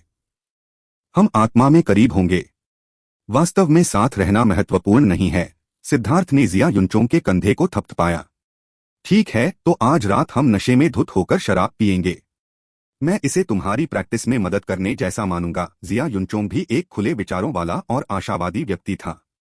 उसी दिन शाही महल में एक बड़ी दावत रखी गई। लेकिन इस भोज के दौरान जिया युलुओ नशे में धुत हो गई और वह सिद्धार्थ को पकड़कर हंसने और रोने लगी, जिससे सिद्धार्थ थोड़ा परेशान हो गया। शुरू में तो उसे इस जिद्दी लड़की से कुछ नापसंदगी थी, लेकिन बाद में उसने उसके जिद्दी चरित्र के पीछे उसका दयालु और शुद्ध पक्ष देखा। वह जानता था कि उसके मन में उसके लिए भावनाएं हैं, लेकिन इस तरह की भावनाएं बहुत जटिल थीं। कोई भी निश्चित नहीं था कि यह वास्तव में प्यार था या नहीं। आखिरकार जिया युलुओ ने एक बार अपनी सारी भावनाएं हान वेंजुन को सौंप दी थीं। बाद में सिद्धार्थ प्रकट हुआ था और उसकी भावनाएं सूक्ष्म रूप से बदल गई थीं। उसने सिद्धार्थ के साथ रहना पसंद किया था, लेकिन यह बहुत संभव था कि यह किसी नई चीज में एक युवा महिला की जिज्ञासा थी, या शायद ताकतवरों के लिए एक तरह की पूजा थी। यह सच्चा प्यार नहीं था। जहां तक सिद्धार्थ की बात है, तो उसने शुरू से ही उसे छोटी बहन की तरह देखा था और उसके मन में कभी रोमांटिक भावनाओं के बारे में सोचा भी नहीं था। लेकिन अब जब वे अलग होने वाले थे, तो वह थोड़ा अनिच्छुक था। चारों प्राचीन राष्ट्र साधना जगत से बाहर थे। वे एक साफ तालाब की तरह थे और सिद्धार्थ सिर्फ कुछ दिन ही उसमें रह पाया था। उसके बाद उसे उस कीचड़ में वापस लौटना पड़ा जो अनथीन खतरों से भरा था। अलग अलग रास्तों पर जाना वाकई एक भावुक बात थी। सिद्धार्थ को पता ही नहीं चला कि वह कब नशे में धुत हो गया। उसे यह भी याद नहीं था कि वह दूसरों के बहकावे में आ गया था। वाइन गॉड पैलेस की शराब वाकई बहुत शक्तिशाली थी और व्यावहारिक रूप से ग्रैंड जिया के शिष्यों की सभी जूनियर पीढ़ी गिर गई थी। अगली सुबह सिद्धार्थ जिया युनचोंग से मिलने गया। उसे पता चला कि जिया युनचोंग को पहले ही महल में बुलाया जा चुका है और परिचारक ने सिद्धार्थ को बताया कि हर कोई उसका इंतजार कर रहा है। सिद्धार्थ जल्दी से वहां पहुंचा और उसने देखा कि जिया युयांग और अन्य लोग पहले से ही वहां मौजूद थे। मेज पर एक जानवर की खाल रखी थी। जानवर की खाल के ऊपर अमर अक्षरों में 2 अक्षर लिखे थे, जियाचें। इस समय हर कोई जानवर की खाल को जटिल भावों से देख रहा था। जानवर की खाल पर खून के धब्बे लगे हुए थे और वे चौंकाने वाले उतार चढ़ाव दे रहे थे। यह एक आत्मा परिवर्तन विशेषज्ञ का सार रक्त था। सिद्धार्थ चौंक गया। यह कोई साधारण सार रक्त नहीं था। इसमें एक आत्मा परिवर्तन विशेषज्ञ की मृत्यु से पहले की सारी शिकायतें शामिल थीं। सिद्धार्थ को आते देख जिया युयांग ने कहा, ग्रैंड हान की राजधानी को किसी ने जमीन पर गिरा दिया है। 2 लाइफ स्टार विशेषज्ञों के अलावा ग्रैंड हान के शाही परिवार के बाकी सभी लोग मारे गए। क्या? अब सिद्धार्थ सचमुच चौंक गया। ग्रैंड हान के साथ ऐसा करने की हिम्मत कौन कर सकता है? ग्रैंड झो, ग्रैंड चू? यह असंभव था। अगर उन्हें ऐसा करना भी था तो वे ग्रैंड जिया के साथ मिलकर ऐसा करते। इसके अलावा उन्हें पिल टॉवर से गुप्त रूप से भुगतान प्राप्त हुआ था। उनके पास ग्रैंड हान को इस तरह सीधे निशाना बनाने का कोई कारण नहीं था। मानो सिद्धार्थ के विचारों को समझते हुए जिया युयांग ने कहा, यह ग्रैंड झो या ग्रैंड चू द्वारा नहीं किया गया था। यह मेरे ग्रैंड जिया की एक शाखा के विशेषज्ञ द्वारा किया गया था। शुरू में मुझे लगा कि यह शाखा पहले ही खत्म हो चुकी है। मुझे नहीं लगा कि वे अब प्रकट होंगे। जिया युयांग ने आह भरी। उसने सिद्धार्थ को ग्रैंड जिया के रहस्यों में से एक बताया। हजारों साल पहले ग्रैंड जिया टूट गया था और जिया परिवार की एक शाखा चली गई थी। फिर वे बिना किसी निशान के गायब हो गए। ग्रैंड जिया ने हमेशा सोचा था कि यह शाखा पहले ही गायब हो चुकी है, लेकिन इस जानवर की खाल की उपस्थिति ने जिया युयांग को वह इतिहास याद दिला दिया। यह जिया चरित्र, इसमें मेरे जिया परिवार की रक्तरेखा ऊर्जा शामिल है। यह निश्चित रूप से मेरे ग्रैंड जिया के वंशज द्वारा किया गया था। इसके अलावा उतार चढ़ाव की शक्ति के आधार पर वह रक्तरेखा शक्ति चोंगेर और यूनेर के समान उम्र के एक युवा से आई थी। हालांकि ग्रैंड हान के शाही परिवार को अपने दम पर खत्म करने और फिर भी 2 लाइफ स्टार विशेषज्ञों के हमलों से बचने में सक्षम होना, शाखा का यह विशेषज्ञ वास्तव में भयानक है। जिया युयांग आश्चर्य और संतुष्टि से भर गया जब उसने जानवर की खाल पर लिखा नाम देखा। वाकई भयानक। मुझे आश्चर्य है कि वह व्यक्ति किस तरह का विशेषज्ञ है। सिद्धार्थ चौंक गया। ग्रैंड हान के शाही परिवार को चुनौती देने के लिए एक अकेले व्यक्ति के लिए, और उस व्यक्ति का जिया युनचोंग और अन्य लोगों के समान उम्र का होना, उस व्यक्ति को बिल्कुल राक्षसी होना चाहिए। जिया युयांग ने अपना सिर हिलाया। यह बहुत तेजी से हुआ और किसी के पास इसे रिकॉर्ड करने का समय नहीं था। कुछ विशेषज्ञों की रिपोर्ट के अनुसार वह व्यक्ति एक गठन साधक था। उसने ग्रैंड हान के शाही शहर के भीतर चुपके से एक भव्य गठन स्थापित किया और तुरंत उसका सफाया कर दिया। लाइफ स्टार विशेषज्ञों के अलावा बाकी सभी तुरंत मारे गए। ग्रैंड हान के 2 लाइफ स्टार विशेषज्ञों के लिए उन्होंने उस व्यक्ति पर हमला किया, लेकिन उसने भागने के लिए एक गठन का इस्तेमाल किया। उसने जाने से पहले इस तरह के जानवरों की खाल का एक गुच्छा हवा में फेंक दिया। यह उनमें से सिर्फ एक है। इसका क्या मतलब है? सिद्धार्थ को समझ नहीं आया। ये 2 अक्षर उस व्यक्ति का नाम होना चाहिए। क्या यह शक्ति का प्रदर्शन था? नहीं। सिद्धार्थ को अचानक समझ आ गया। यह दिखाने के लिए था कि उसने उन ग्रैंड हान विशेषज्ञों को क्यों मारा। जिया युयांग ने सिर हिलाया। सही है। 4 प्राचीन राष्ट्रों के विवादों को 4 राष्ट्रों की शक्ति के माध्यम से हल किया जाना चाहिए। अन्य लोगों की शक्ति का उपयोग करना निषिद्ध है। इस जिया चेन ने बाकी दुनिया को स्पष्टीकरण देने के लिए ऐसा किया। यह जिया परिवार की उस शाखा से प्रतिशोध है। जिया चेन। ऐसा लग रहा था कि वह एक बहुत ही भयानक विशेषज्ञ भी था। उसने ग्रैंड हान के शाही परिवार को अकेले ही चुनौती दी थी। क्या गठन साधक वास्तव में इतने भयानक थे? सिद्धार्थ ने मन ही मन खुद से कहा। लेकिन ग्रैंड जिया की इस शाखा ने उनसे कोई संवाद नहीं किया। चूंकि वे चले गए थे, इसलिए वे वापस नहीं लौटना चाहते थे। जिया चेन ने सिद्धार्थ के दिल में बहुत बड़ी लहरें पैदा कर दी। इस दुनिया में बहुत सारे डरावने विशेषज्ञ हैं। शायद एक दिन उसे इस जिया चेन से लड़ना होगा। 3 दिन जल्दी ही बीत गए। सिद्धार्थ ने हाई प्रीस्ट को अलविदा कहने से पहले वाइन गॉड पैलेस के शिष्यों द्वारा उत्पादित सभी औषधीय शराब लूट ली। जिया यूलुओ की आंसुओं से भरी आंखों के नीचे सिद्धार्थ ने ग्रैंड जिया के विशेषज्ञों को विदाई दी। वह एक परिवहन संरचना पर चढ़ गया और गायब हो गया। जब सिद्धार्थ फिर से प्रकट हुआ तो वह ग्रैंड जिया की सीमा पर था। विशाल शहर के गेट टॉवर को देखकर, जिस पर पश्चिमी दर्रा लिखा हुआ था, उसने गहरी सांस ली। अपने लबादे ठीक करते हुए वह बाहर निकल आया।